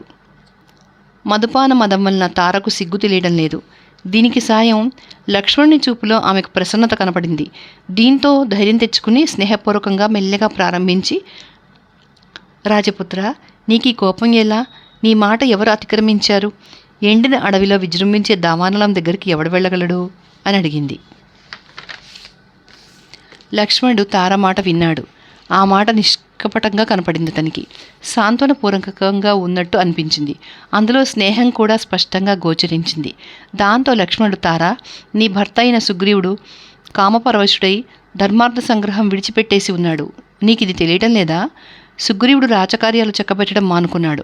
శోకపరాయణులైన మమ్మల్ని స్మరించడమే లేదు. ఎంతసేపు తానొక్కడే కాక మంత్రులను కూడా కలుపుకుని మధుపానం మాత్రమే చేస్తున్నాడు. అతను 4 మాసాలు గడువు పెట్టాడు. ఈ లోపున అతను తాగి ఉండి ఆ సంగతే మర్చిపోయాడు. ధర్మార్థాలు కావలసిన వాడు ఎప్పుడూ మధుపాన లోలుడై ఉండడం మంచిది కాదు. మధుపానం వల్ల ధర్మము, డబ్బు, చివరికి కామము కూడా నశిస్తాయి. ఉపకారం చేసిన వాడికి ప్రత్యుపకారం చేయకపోయినా ధర్మలోపం సంభవిస్తుంది. గుణవంతునికి మిత్రుడు నాశనం కావడం కంటే అర్ధహాని మరేమీ లేదు. మిత్రుడు డబ్బు కంటేనూ కామం కంటేనూ ఎక్కువైనవాడు. ఆ మిత్రుడు సత్యధర్మపరాయణుడు అయితే ఇక చెప్పవలసిందే లేదు. అలాంటి డబ్బు కామము కూడా విడిచిన సుగ్రీవుడికి ఏ ధర్మం కూడా దక్కదు. తారా, నువ్వు కార్యతత్వం తెలిసిందానవు. తనకు ధర్మార్థ కామాలు చెడినా సరే అని ఉపకారం చేసిన మమ్ము సుగ్రీవుడు మర్చిపోయాడే. ఇక మేము చేయవలసిందేమిటో అది నువ్వే చెప్పు అని అడిగాడు. అది విని తార రాముడు లక్ష్మణుని పంపిన కార్యం గుర్తుంచుకుని అతను నమ్మేటట్లుగా, సుగ్రీవుడు కామపరతంత్రుడై ఉన్నాడు. అందుచేత ఇది కోపించవలసిన సమయం కాదు. పైగా సుగ్రీవుడు మీకు స్వజనంలో వాడు. మీ వాడి మీదే మీరు కోపించవచ్చునా? సుగ్రీవుడు మీ అర్ధకామాలు సాధించవలసిన వాడు. అతని వల్ల ప్రమాదాలు ఏమైనా వస్తే అని మీరు సహించకపోతే ఎలాగా? తనకంటే తక్కువ వాడి మీద కోపించడం సుగుణమేనా? అందులోనూ నీ వంటి వాడు కోపిస్తే ఇంకేమైనా ఉందా? లక్ష్మణ, రాముని కోపం నాకు తెలుసు. మేము చేయవలసిన పని ఆలస్యం అయిపోయిందని నాకు తెలుసు. మీరు మాకేమి చేశారో అది నాకు తెలుసు. మేమిక చేయవలసిందేమిటో అది తెలుసు నాకు లక్ష్మణ. అంతేకాదు, కామపరవశుడై సుగ్రీవుడు ఇప్పుడు ఎవరి చేతిలో చిక్కి ఉన్నాడో ఆ స్త్రీల శక్తి నాకు తెలుసు. ఇంతకీ నీకు కోపించడంలో ఉన్న శక్తి కామతంత్రంలో లేదు. ఎందుకంటే కామపరవశుడైన వాడు దేశకాలాలు చూడడు. అర్థము కామము కూడా లెక్క చేయడు. లక్ష్మణ, నువ్వు శత్రువులను సంహరించగలవాడు. సుగ్రీవుడు ఇప్పుడు నిస్సిగ్గుగా ఉన్నాడు. ఏమైనా అతను నీ సోదరుడు కనుక వానరనాథుడైన సుగ్రీవుణ్ణి నువ్వు క్షమించాలి. ధర్మము, తపస్సు ఈ రెండే తప్ప మరొకటి ఎరగని మహర్షులు కూడా మన్మధునికి లోబడిపోయి స్త్రీలంపుటరై ఉన్నారు. ఇలాంటి స్థితిలో సుగ్రీవుడు రాజు, సహజంగా చాపల్యం గల కపి. అతనా కామం జయించగలవాడు అని అడిగింది. ఒక క్షణం ఆగి ఆవిడ విలాసంగా మళ్ళీ ప్రారంభించి, అయితే లక్ష్మణ, సుగ్రీవుడు ఎంత కామపరవశుడై ఉన్నా అతను ఊరుకుని ఉండలేదు. మీ కార్యం సాధించడం కోసం ఇదివరకే వానరులను అతను ఆజ్ఞాపించి ఉన్నాడు. అన్ని పర్వతాల నుంచి మహావీరుడైన వానరయోధులు మీ పని చేయడం కోసం ఇదివరకే లక్షలు కోట్లు వచ్చి సిద్ధంగా ఉన్నారు. వీరాతి వీర, అంతఃపురానికి వెలుపలే ఉండి నువ్వు చాలా మర్యాద కనపరిచావు. నీ వంటి సత్పురుషులు నిర్మల హృదయంతో మిత్రుల భార్యలను చూడడం తప్పు కాదు. కనుక అంతఃపురంలోకి రావయ్యా అని ప్రౌఢంగా పిలిచింది. యువతల తొందర, అవతల తార పిలుపు. దీంతో లక్ష్మణుడు ఆమెతో కూడా అంతఃపురంలోకి వెళ్ళిపోయాడు. అప్పటికి సుగ్రీవుడు అక్కడ బంగారు ఆసనం మీద కూర్చున్నాడు. ఆసనం మీద పట్టుపరుపులు దిళ్ళు ఉన్నాయి. దివ్యాభరణాలు ధరించి చాలా విలువగల బట్టలు కట్టుకుని దివ్యమాలికలు వేసుకుని గొప్ప గొప్ప అంగరాగాలు పూయించుకుని సూర్యుడిలాగా మెరిసిపోతూ దేవేంద్రుడిలాగా కూర్చుని ఉన్నాడు. దివ్యమాల్యాభరణాలు ధరించిన సొగసుగత్తెలు ఎందరో అతని చుట్టూ ఉండి సేవిస్తున్నారు. అతని చూడగానే లక్ష్మణుడు కళ్ళలో నిప్పులు గక్కుతూ యముడిలాగా అయిపోయాడు. రుమను ఒడిలో ఉంచుకున్న సుగ్రీవుడు లక్ష్మణుని చూశాడు. 36. లక్ష్మణుడు సుగ్రీవుని తర్జనభర్జన చేయడం. అప్రతిహిత కోపుడై తన ఎదుటికి వచ్చిన లక్ష్మణుని చూసి సుగ్రీవుడు కొయ్యి అయిపోయాడు. రామునకు సంభవించిన అవస్థ తలుచుకుని లక్ష్మణుడు చాలా బాధపడుతున్నాడు. పాము బుసకొట్టినట్టు నిట్టూర్పులు వీడుస్తున్నాడు. అగ్నిలాగా వెలిగిపోతున్నాడు. అతన్ని చూసి సుగ్రీవుడు ఇంద్రధ్వజంలాగా లేచి నుంచున్నాడు. రుమా మొదలైన స్త్రీలు కూడా సంభ్రమంతో లేచి పూర్ణచంద్రుని చుట్టూ నక్షత్రాల్లాగా సుగ్రీవుని చుట్టూ మూగారు. ఇంతలో సుగ్రీవుడు పానమదం వల్ల జ్యోతుల్లాగా ఉన్న కళ్ళతో చేతులు దోయిలించుకుని కల్పవృక్షంలాగా నిలబడ్డాడు. ఆడవాళ్ల మధ్య నక్షత్రాల మధ్య ఉన్న చంద్రుడిలాగా రుమతో ఉన్న సుగ్రీవుని చూసి లక్ష్మణుడు క్రోధంగా బలపరాక్రమవంతుడు, కులీనుడు, దయాపరుడు, జితేంద్రియుడు, సానుక్రోషుడు, కృతజ్ఞుడు, సత్యవాది అయిన రాజే లోకంలో మన్నన పొందుతాడు. అధర్మపరుడై ఉపకారం చేసిన మిత్రులకు ప్రత్యుపకారం చేస్తానని అబద్ధం చెప్పి మోసగించిన రాజు కంటే పాపాత్ముడు మరి ఒకడు ఉండడు. గుర్రం కోసం అబద్ధం ఆడినవాడు 100 గుర్రాలను చంపిన పాపం పొందుతాడు. ఒక్క ఆవు కోసం అబద్ధం ఆడినవాడు 1000 ఆవులను చంపిన పాతకం మూట కట్టుకుంటాడు. ఒక్క పురుషుని కోసం అబద్ధాలు ఆడినవాడు ఆత్మహత్య చేసుకున్నంత పాపము, స్వజనాన్ని నాశనం చేసినంత పాపము అనుభవిస్తాడు. ముందు మిత్రుల వల్ల తాను ఉపకారం పొంది మళ్ళీ ఆ మిత్రులకు ఉపకారం చేయనివాడు కృతజ్ఞుడు. వాణ్ణి చంపేయవలసిందే. వెనకటికి మనువు కృతజ్ఞుని గురించి బ్రహ్మహత్య చేసిన వాడికి, సురాపానం చేసిన వాడికి, దొంగతనం చేసిన వాడికి, వ్రతభంగం చేసుకున్న వాడికి పెద్దలు ప్రాయశ్చితం విధించారు, కానీ కృతజ్ఞునికి మాత్రం ప్రాయశ్చితం లేదు అని చెప్పారు. ఆ శ్లోకం అంటే లోకాలన్నిటిలోనూ పండితులైన వారందరూ శిరస్సులు వంచుతారు. రాముని వల్ల నువ్వు మహోపకారం పొందావు, కానీ మళ్ళీ ప్రత్యుపకారం మాట తలపెట్టడం కూడా లేదు. దీనివల్ల నువ్వు అనార్యుడవైపోయావు, అసత్యవాదివైపోయావు, కృతజ్ఞుడు కూడా అయిపోయావు. నిజంగా నువ్వు కృతజ్ఞుడివే అయితే సీతను వెతకడానికి నువ్వు ఈ పాటికి ప్రయత్నించాలి, కానీ అదేమీ లేకుండా అసత్యాలు చెప్పి నువ్వు స్త్రీలంపటుడివైపోయావు. రాముడు నువ్వు కప్ప ఎలుగు పాము అని తెలుసుకోలేకపోయాడు. మహానుభావుడు, దయాపరుడు అయిన రాముడు వానరాజ్యం అంతా దురాత్ముడవు, పాపాత్ముడవు అయిన నీకు కట్టబెట్టాడు. నువ్వు రాముడు చేసిన ఉపకారం ఇప్పటికైనా జ్ఞాపకం చేసుకోకపోతే నిన్నిప్పుడే నా బాణాలకు ఎరచేసి వాలి దగ్గరికి పంపేస్తాను. వాలి వెళ్ళిన మార్గం దూరాన లేదు. సుగ్రీవా, ఇచ్చిన మాట తీర్చుకో. వాలికి పట్టిన గతి పట్టించుకోకు. రామబాణాల శక్తి నీకు ఇంకా బాగా తెలియదు. అంచేతే నువ్విలాగా సుఖలోలుడివై రామకార్యం తలపెట్టకుండా ఉన్నావు అని గద్దించి చెప్పాడు. 37. తార లక్ష్మణుని శాంతింపజేయడం. లక్ష్మణుడు ఇలా ఉరమగా తార మెల్లెగా అందుకుంది. లక్ష్మణ, నువ్వు ఇలా మాట్లాడకూడదు. సుగ్రీవుడు నిందలకు పరుషవాక్కులకు అర్హుడు కాడు. అందులోనూ నీ వల్ల వానరేశ్వరుడు ఇలాంటి మాటలు వినకూడదు. సుగ్రీవుడు కృతజ్ఞత లేనివాడు కాదు. ఇతను శఠుడు కాదు, అసత్యవాది కాదు, కుటిలుడు కాడు. మీరు ఉపకారం చేశారు నిజమే. సుగ్రీవుడది మర్చిపోలేదు. రాముడు చేసిన పని మరొకడెవ్వడూ చేయలేడు. రాముని అనుగ్రహం వల్లనే సుగ్రీవుడు కీర్తి, శాశ్వతమైన వానర రాజ్యము, రుమను, నన్ను పొందగలిగాడు. ఇంతకుముందు సుగ్రీవుడు ఋష్యముఖ పర్వతం మీద బండరాళ్లపై పడుకుని చాలా బాధపడ్డాడు. అంచేత ఇలాంటి సుఖం లభించగానే అతను సమయం మర్చిపోయాడు. వెనకటికి విశ్వామిత్రుడు మాత్రం ఇలా కాలం మర్చిపోలేదా? విశ్వామిత్రుడు ఒకప్పుడు ఘృతాచి అనే అప్సరస వలలో పడ్డాడు. దాంతో 10,000 సంవత్సరాలు క్రీడించి బ్రహ్మానందం అనుభవించాడు. కానీ ఆ కాలం అంతా అతనికి ఒక్క పగలుగా మాత్రమే తోచింది. త్రికాల జ్ఞాన సంపన్నుడే అలా కాలం గుర్తించలేకపోయాడే, ఇక తక్కిన వాళ్ళ సంగతి చెప్పడం ఎందుకు? ఇది వరకు నానా అవస్థలు పడి అలసిపోయి సుగ్రీవుడు ఇప్పుడు దేహధర్మమైన సుఖం అనుభవిస్తూ తృప్తి ఎరగకుండా ఉన్నాడు. కాబట్టి ఇతని నువ్వు క్షమించాలయ్యా. నాయనా లక్ష్మణ, ఉన్న సంగతి తెలుసుకోకుండా పామరుడిలాగా నీ వంటి వాడిలా కోప్పటం ధర్మమేనా? నీ వంటి సత్తాగల పురుషులు కష్టసుఖాలు మంచి చెడ్డలు ఆలోచించకుండా కోపానికి లొంగిపోరు. నువ్వు సకల ధర్మాలు తెలిసినవాడవు. సుగ్రీవుని కోసం నేను వేడుకుంటున్నాను. నీకు చాలా కోపమే వచ్చింది, కానీ శాంతించవయ్యా. రాముని కోసం సుగ్రీవుడు అవసరమైతే రుమను, నన్ను, వానరరాజ్యము, ధనధాన్య సంపత్తి నిమిషంలో విడిచిపెట్టేస్తాడని నేను గట్టిగా చెప్పగలను. సుగ్రీవుడు రావణుణ్ణి సంహరించి రోహిణిని చంద్రుణ్ణి లాగా సీతను రాముణ్ణి కలపగలడు. నమ్మవయ్యా. లంకలో రాక్షసులు 100 కోట్ల కంటే చాలా ఎక్కువే ఉన్నారు. దుర్దర్శులు, కామరూపులు అయిన రాక్షసులనందరినీ సంహరించకుండా సీతనెత్తుకుపోయిన రావణుణ్ణి సంహరించడం ఎవరితరము? ఆ రాక్షసులని సాయం లేకుండా ఎవరూ చంపలేరు. విశేషించి సాయం లేకుండా సుగ్రీవుడు రావణుణ్ణి అసలే చంపలేడు.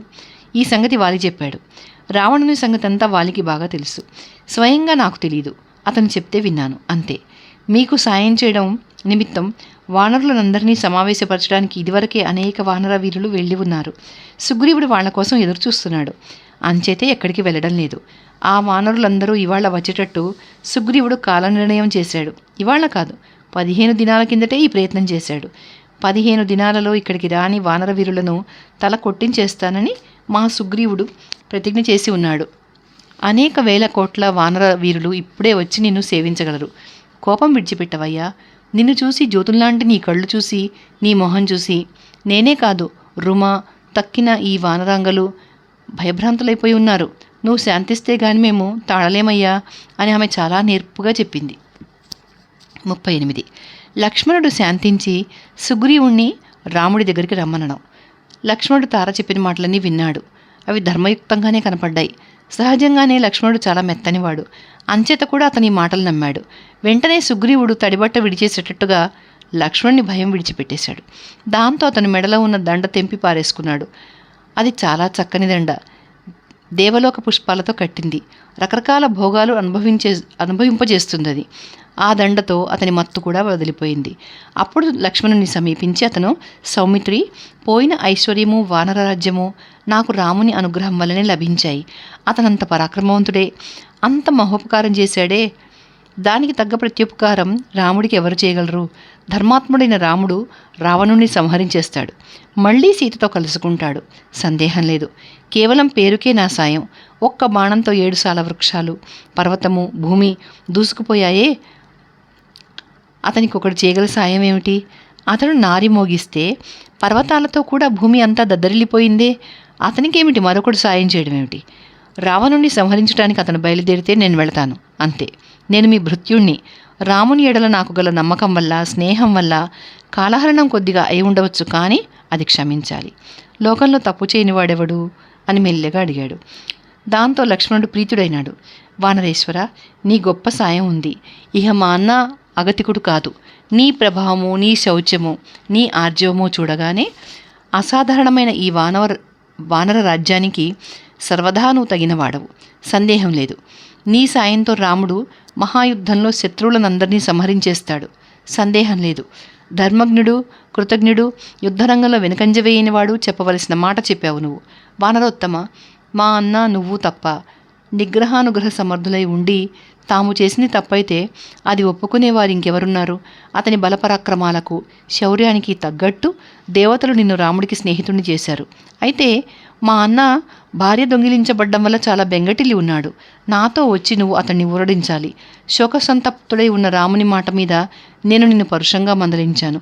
అదంతా మర్చిపో, నన్ను క్షమించు అని అతను సుగ్రీవునితో చాలా స్నేహంగా అన్నాడు. 39.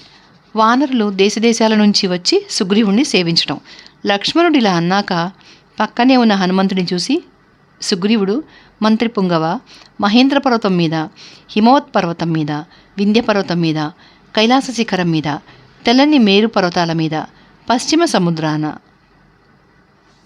తరుణాదిత్య వర్ణాలైన పర్వతాల మీద, సంధ్యారుణమైన ఉదయగిరి మీద, మీది భయంకర పద్మ తాళవనంలోనూ, అంజన పర్వతం మీద, మణిశిలా గుహలలోనూ, మేరు పార్శ్వాన, ధూమ్ర పర్వతం మీద, మహారుణ పర్వతం మీద, సకలారణ్యాలయందు ఉంటున్న వానరులను అందరినీ రప్పించు.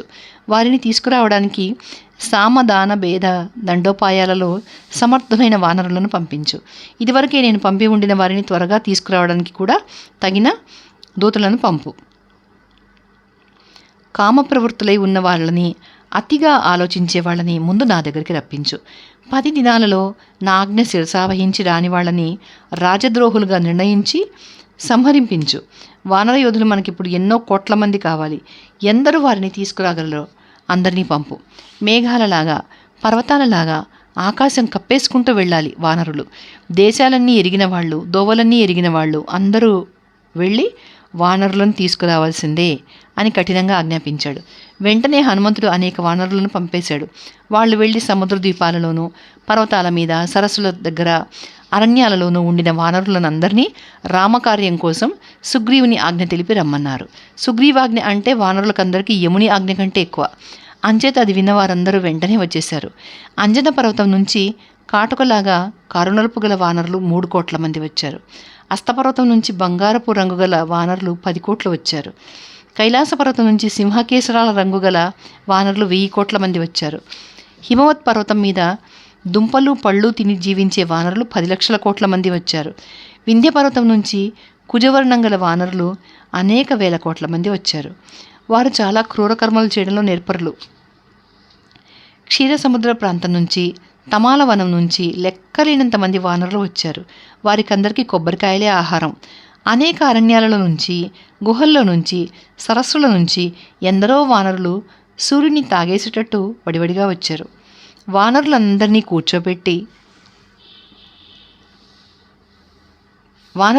తొందరపెట్టి తీసుకురావడానికి వెళ్ళిన వానరులు హిమవత్పర్వ శిఖరాన ఉన్న ఒక మహావృక్షం చూశారు. వెనకటికి ఆ హిమవద్గిరి మీద సర్వదేవతలకు మనస్సంతుష్టి కలిగించడానికి ఒక మహాయజ్ఞం జరిగింది. అప్పుడు హోమం చేసేటప్పుడు కొంచెం కొంచెం హవిస్సు నేలపడుతూ వచ్చింది. ఆ పడ్డ హవిస్సు తీగలు చెట్లు అయింది. ఆ తీగల దుంపలు, ఆ చెట్ల ఫలాలు అమృతంలా ఉంటాయి. వానరులు అవి చూశారు. ఆ దుంపలు, ఆ పళ్ళు ఒక మాటు తిన్నవాడికి మళ్ళీ నెలదాకా ఆకలి దప్పి ఉండవు. ఆ వానరుల ఫలాలు, ఆ దుంపలు, మరికొన్ని ఓషధులు సంగ్రహించి తీసుకువచ్చారు. అక్కడి నుంచి సుగ్రీవుడికి సమర్పించుకోవడానికి ఆ వానరులు రకరకాల గొప్ప గొప్ప పువ్వులన్నీ తీసుకొచ్చారు. వారందరూ వానరులందరినీ పిలుచుకుని కిష్కింధకు అందరికంటే ముందు వచ్చారు. వారందరూ లక్ష్మణుడు కిష్కింధలో ఉన్న సమయంలోనే వచ్చారు. వారు తాము తెచ్చిన ఫలపుష్పాదులన్నీ సుగ్రీవుడికి సమర్పించుకుని అన్ని స్థలాలకు వెళ్ళి వానరులందరినీ పిలుచుకొచ్చాము, వారందరూ వస్తున్నారు అని విన్నవించారు. ఇది విని వారు తెచ్చిన కానుకలు స్వీకరించి సుగ్రీవుడు చాలా ఆనందించాడు. 40.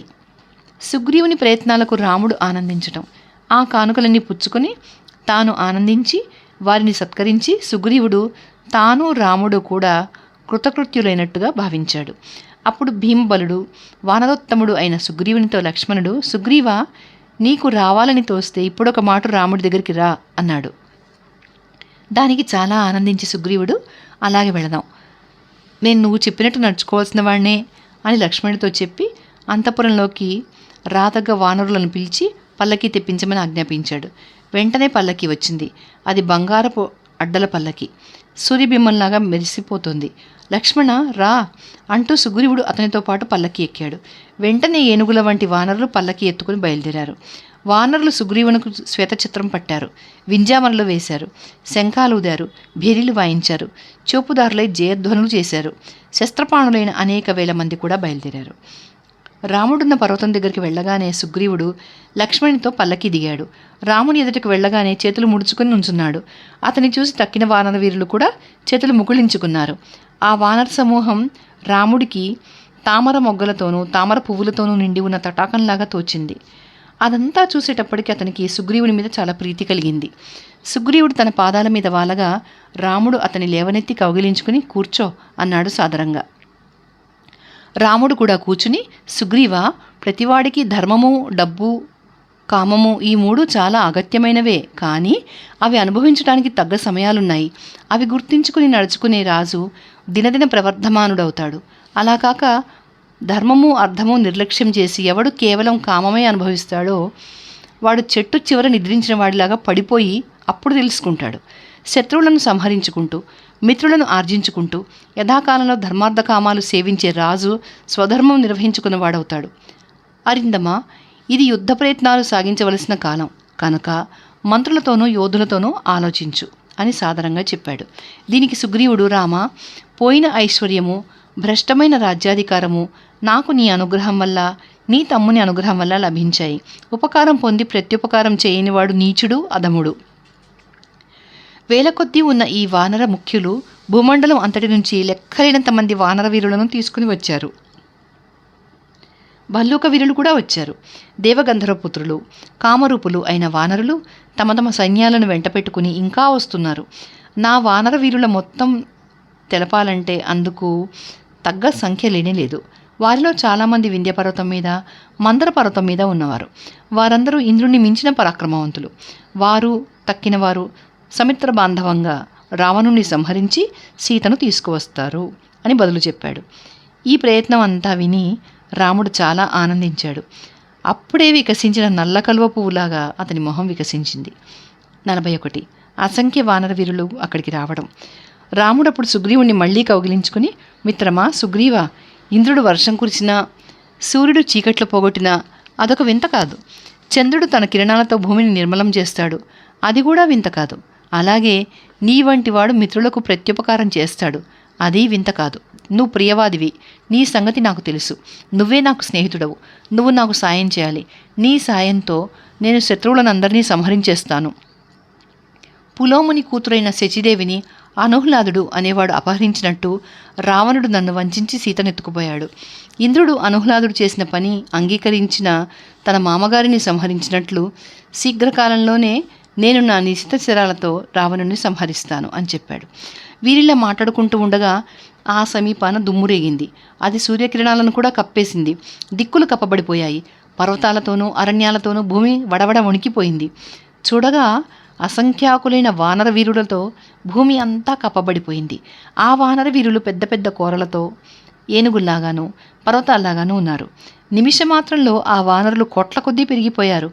వారిలో నదీ ప్రాంతాల వారున్నారు, సముద్ర ప్రాంతాల వారున్నారు, పర్వతాల మీద ఉండేవారున్నారు. వారందరూ మహాబలశాలులు. వారు బొబ్బరించారంటే మహామేఘాలు ఉరిమినట్టుగా ఉంటుంది. వారిలో కొందరు బాలసూర్యుని రంగుగా ఉన్నారు, కొందరు చంద్రుడిలాగా తెల్లగా ఉన్నారు, కొందరు పద్మకేసరాల రంగులో ఉన్నారు. శతవలి అనే వానరయోధుడు 10,000 కోట్ల వానర వీరులతో వచ్చాడు. బంగారు కొండలా ఉన్న సుషేనుడు అనేక వేల కోట్ల వానరులతో వచ్చాడు. అతనే తార తండ్రి. రుమ తండ్రి అయిన తారుడు 1000 కోట్ల వానర వీరులతో వచ్చాడు. మిక్కిలి బుద్ధిమంతుడు వానరోత్తముడు హనుమంతుడి తండ్రి అయిన కేసరి అనేక వేల వానర సేనతో వచ్చాడు. గోలాంగులాలకు రాజు భీమవిక్రముడు అయిన గవాక్షుడు 1000 కోట్ల వానర వీరులతో వచ్చాడు. ధూమ్రుడనేవాడు చాలా గొప్ప యోధుడు. అతను భీమవేగులైన 2,000 కోట్ల భల్లూక వీరులతో వచ్చాడు. పవసుడు అనే వానరయోధుడు కొండల వంటి 3 కోట్ల వానరులతో వచ్చాడు. నల్లని కొండలా ఉన్న నీలుడు 10 కోట్ల వానర వీరులతో వచ్చాడు. బంగారపు కొండలా ఉన్న గవయుడు అనే వానరయోధుడు 5 కోట్ల వానర వీరులతో వచ్చాడు. దీరిముఖుడు అనే వానరయోధుడు 1000 కోట్ల వానర వీరులతో వచ్చాడు. మైందుడు ద్వివిధుడు అనే వానరయోధులు అశ్విని దేవతల కుమారులు. వారు మహాబలవంతులు. వారు 1,000,000 కోట్ల వానర వీరులతో వచ్చారు. మహాబలశాలి అయిన గజుడు 3 కోట్ల వానరులతో వచ్చాడు. మహా తేజస్శాలి భల్లూక ప్రభువు అయిన జాంబవంతుడు 10 కోట్ల భల్లూక వీరులతో వచ్చాడు. మహాపరాక్రమశాలి అయిన రుమణవంతుడు అనే వానరయోధుడు 100 కోట్ల వానర వీరులతో వచ్చాడు. గంధమాదనుడు అనే వానరయోధుడు 10 లక్షల కోట్ల వానర వీరులతో వచ్చాడు. తండ్రిని పోలిన పరాక్రమశాలి యువరాజు అయిన అంగదుడు 1000 పద్మాలు 100 శంకులు సంఖ్య గల వానర వీరులతో వచ్చాడు. భీమపరాక్రముడైన తారుడు 5 కోట్ల వానర వీరులతో వచ్చి ముందుకు చొచ్చుకు రావడానికి అవకాశం లేక దూరాన ఉండిపోయాడు. ఇంద్రజానువు అనే వానరయోధుడు 11 కోట్ల వానరులతో వచ్చాడు. బాలర్కుని వంటి రంభుడు 1,00,000 అయుతాల వానర వీరులతో వచ్చాడు. దుర్ముఖుడు అనే వానరయోధుడు 2 కోట్ల వానర వీరులతో వచ్చాడు. హనుమంతుడు భీమవిక్రములు కైలాస శిఖరాకారులు అయిన 1000 కోట్ల వానర వీరులతో వచ్చాడు. నలుడు అనే వానరయోధుడు 100 కోట్ల వానర వీరులతో వచ్చాడు. సుగ్రీవుని అభిమానానికి మిక్కిలి పాత్రుడైన దధిముఖుడు 10 కోట్ల వానర వీరులతో వచ్చాడు. శరభుడు కుముదుడు వహ్ని రంహుడు అనే కామరూపులైన వానరయోధులు తీసుకువచ్చిన వానరవీరులు పర్వతాలు అరణ్యాలు నేల అంతా నిండిపోయారు. వారి సంఖ్య ఎవరూ చెప్పలేనంతగా ఉంది. ఇంకా అనేక మంది వానరయోధులు తమ తమ సేనలతో వచ్చారు. వచ్చిన వానరులందరూ మిక్కిలి ఉల్లాసంతో దుముకుతూ ఎగురుతూ కిచకిచలాడుతూ సుగ్రీవుని చుట్టూ మోగారు. వారందరూ శిరస్సులు వంచి సుగ్రీవునికి వీర నమస్కారాలు చేశారు. అందరూ చేతులు జోడించుకుని నుంచున్నారు. సుగ్రీవుడు వారినందరినీ రామునికి సమర్పించి వినమ్రుడై చేతులు జోడించుకుని నుంచున్నాడు. ఇంకా అతను ఆ వానర వీరులందరినీ మీరీ వనంలో యథాసుఖంగా విడిసి ఉండండి అని చెప్పాడు. 42 సుగ్రీవుడు వినతుణ్ణి తూర్పు దిక్కుకి పంపడం. సాధన సంపత్తి అంతా ఇలాగ సమృద్ధిగా కూర్చుకొని సుగ్రీవుడు రాముని చూసి, మిత్రమా, నా రాజ్యంలో నివసిస్తున్న వానర వీరులందరూ ఇదే వచ్చి ఉన్నారు. వీరందరూ మహాబలవంతులు, కామరూపులు, అందరూ ఏనుగుల్లాంటి వారే కానీ పీలగా ఉండేవాడు ఒక్కడూ లేడు. వీళ్ల విక్రమము విక్రాంతి సాటిలేనివి. దైత్యం దానవులకు వీళ్లలో ఒక్కడూ తీసిపోడు. వీళ్ళందరూ ఇంతవరకు ప్రసిద్ధులైన గొప్ప గొప్ప పనులెన్నో చేసిన వాళ్ళు. ఏదైనా దాటవలసి వస్తే ఇంత దూరం దాటేవాళ్ళు మరెవ్వరూ లేరు. వీళ్ళు శ్రమ అనేది ఎరుగరు. బలపరాక్రమాలు చూపించడంలో, ఏదైనా ప్రయత్నం చేయడంలో కూడా వీళ్ళు చాలా ప్రసిద్ధి పొంది ఉన్నారు. భూమి మీదే కాదు, నీటిలో కూడా వీళ్ళు నిరాఘాటంగా సంచరించగలరు. నానా పర్వతాల మీద నివసించే ఈ వానర వీరులు కోట్ల కొద్దీ ఉన్నారు. వీరందరూ ఎలా చెబితే అలా చేసుకొస్తారు. మనం ఏం చెప్తే అది వింటారు. నువ్వేమీ నువ్వేమనుకుంటే అది నెరవేర్చడానికి శక్తి గలవాళ్ళు. ఈ వానర సేనాధిపతులలో ప్రతివాడు కోట్ల సైన్యంతో వచ్చాడు. ఇదంతా నీ సైన్యం, నీ స్వాధీనంలో ఉంది. ఇప్పుడేం చేయమంటే అది చేస్తుంది. కనుక సెలవు దయచేయి. వీళ్ళు చేయవలసిందేదో అది నాకు బాగా తెలుసు. అయినా ఆజ్ఞాపించవలసి వాడవు నువ్వు అని చెప్పాడు. రాముడు అందుకు చాలా ఆనందించి, మిత్రమా, నా సీత బతికి ఉందా లేదా అని తెలుసుకోవాలి. రావణుడు ఎక్కడ ఉన్నాడో ఆ స్థలం కూడా తెలుసుకోవాలి. ఈ సంగతులు ముందు తెలిస్తే తర్వాత ఏం చేయాలో అది మనం ఇద్దరము ఆలోచించి చేద్దాం. నాకు లక్ష్మణుడికి కూడా ఇప్పుడు ప్రసక్తి లేదు. ఈ కార్యం సాధించేవాడవు నువ్వు, కనుక నియోగించేవాడవు నువ్వే. ప్రభు, నా పని ఏదో నువ్వే నిశ్చయించు. అదంతా నీకే తెలుసు. నువ్వు నాకు ప్రాణ స్నేహితుడవు. లక్ష్మణుడు నువ్వు మీరిద్దరే నాకు ముఖ్య స్నేహితులు. అంతేగాక నువ్వు మహాపరాక్రమవంతుడవు, ప్రాజ్ఞుడవు. ఎప్పుడేది చేయాలో అది బాగా తెలిసినవాడవు, నా హితం కోరేవాడవు, అర్థశాస్త్రం క్షుణ్ణంగా తెలిసినవాడవు అని బదులు చెప్పాడు. అది విని సుగ్రీవుడు వినతుడనే వానర సేనాధిపతిని రాముని దగ్గరికి, లక్ష్మణుడి దగ్గరికి పిలిచాడు. అతను ఒక కొండలా ఉన్నాడు. అతను సింహనాదం చేశాడంటే పుష్కలావర్త మేఘం గర్జించినట్లుంటుంది. వినత, చంద్రసూర్యపుత్రులను వెంట పెట్టుకో. ఎక్కడ ఏది ఎలా చేయాలో అంతా నీ ఇష్టం. 1,00,000 మంది వానర వీరులతో నువ్వు తూర్పు దిక్కుకు వెళ్ళు. ఆ దిక్కున సీత కోసము, రావణుని కోసము నువ్వు పర్వతాలు, అరణ్యాలు, గ్రామాలు, పట్టణాలు, నదులు సమస్తము వెతికించు. భాగీరథి, సరయూ నది, కౌశికి, కాళింది, యమున, యామునగిరి, సరస్వతి, సింధు నది, మణులలాగా మెరిసే నీటితో ఉప్పే శోణానది, మహీనది, కాలమహీనది, అక్కడి పర్వతాలు, అరణ్యాలు, బ్రహ్మమాల, విదేహ దేశము, మాళవ దేశము, కోసల దేశము, మగధ దేశము, పెద్ద పెద్ద గ్రామాలు గల పుండ్రదేశ, వంగదేశాలు, స్వర్ణకారుల పట్టణము, వెండి గనుల ప్రదేశము వెళ్ళి అక్కడ దశరథ మహారాజు కోడలు రాముని ప్రియ భార్య అయిన సీతను వెతికించు. సముద్రంలో ఉన్న పర్వతాలు, పట్నాలు, విశాలాలైన మందర పర్వత శిఖరాలు కొందరు ఆక్రమించి ఉన్నారు. వాళ్లలో కొందరికి చెవులుండవు, కొందరికి పెదవుల మీదే చెవులుంటాయి, కొందరికి ఇనప మొహాలుంటాయి, కొందరికి ఒంటికాలే ఉన్నా కూడా అతివేగంగా నడవగల వాళ్ళు. కొందరు మనుషులను తినేస్తారు, వాళ్ళు చావే ఎరుగరు. కొందరు చెవి దగ్గరగా జుట్టుముడి వేసుకుంటారు. వాళ్ళ శరీరాలు బంగారపు ఛాయలో ఉంటాయి. వాళ్ళు చాలా చక్కగా ఉంటారు. కిరాత ద్వీపవాసులు పచ్చి చేపలని తినేస్తారు. చేపల్లాగా నీళ్లలో సంచరిస్తారు. మనిషి పులులు అని వారికి పేరు. వాళ్ళందరి ఇళ్ళు వాకిళ్ళు వెతికించేయాలి. తర్వాత యవద్వీపం వెళ్ళండి. అక్కడికి పర్వతం మీద నుంచి పర్వతానికి ఎగిరి వెళ్ళాలి. అక్కడ రత్నాలు చాలా విస్తారంగా ఉన్నాయి. అందులో 7 రాజ్యాలున్నాయి. వెండి బంగారు గనులు అక్కడ చాలా ఎక్కువగా ఉన్నాయి. యవద్వీపం దాటి వెళితే శిశిర పర్వతం ఉంది. దాని శిఖరం ఆకాశం అంటుతూ ఉంటుంది. దాని మీద దేవతలు, దానవులు కూడా చాలామంది ఉన్నారు. ఆ పర్వతాల మీద, అక్కడి అరణ్యాలలోనూ, జలపాతాల దగ్గర కూడా అతి జాగ్రత్తగా సీతను వెతకండి. తర్వాత శోణనదం దగ్గరికి వెళ్ళండి. అది చాలా అగాధమైనది, చాలా వడిగా ప్రవహిస్తుంది. చివరికి సముద్రంలో కలుస్తుంది. సిద్ధులు, చారణులు అనేకులు దాన్ని సేవిస్తూ ఉంటారు. దానికి సంబంధించిన తీర్థాలు చాలా చిత్రంగా ఉంటాయి. అక్కడి అరణ్యాలు చాలా రమ్యంగా ఉంటాయి. అక్కడ కూడా రావణుని, సీతను భద్రంగా వెతకండి. అక్కడ పర్వతాల మీద పుట్టిన నదులు అనేకం ఉన్నాయి. పర్వతాలు కూడా బోలెడున్నాయి. వాటిలో గుహలు కూడా చాలా ఎక్కువగా ఉంటాయి. అక్కడి అడవులు చాలా దట్టంగా ఉంటాయి. బాగా వెతకండి. తర్వాత సముద్ర ద్వీపాలు చూడండి. అవి చాలా భయంకరంగా ఉంటాయి. అక్కడి గాలి చాలా ఎక్కువ. దానితో సముద్రంలో పెద్ద పెద్ద కెరటాలు వేస్తూ ఉంటాయి. అక్కడ మహాకాయులైన రాక్షసులు ఉన్నారు. చాలా కాలంగా వాళ్ళు ఆకలిగా ఉండి కనపడేటప్పటికీ ముందు వాళ్ళు మనుషుల నీడలను మింగేస్తారు. దాంతో ఆ మనుషులు వాళ్ళ వాతపడిపోతారు. ఆ రాక్షసులకు ఇది బ్రహ్మ కల్పించిన ఉపాయం.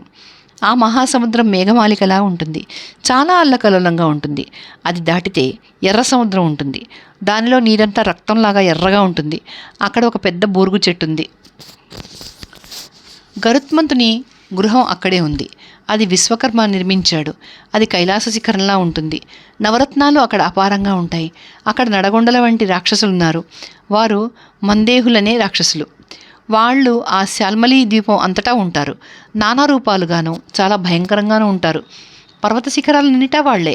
ప్రతిదినము సూర్యోదయ కాలాన బ్రాహ్మణులు ఇచ్చే అర్ఘ్యోదకాలు తగిలి సముద్రంలో పడిపోతూ ఉంటారు. సూర్యుని వేడిమికి వేగిపోయి మళ్ళీ బతుకుతూ ఉంటారు.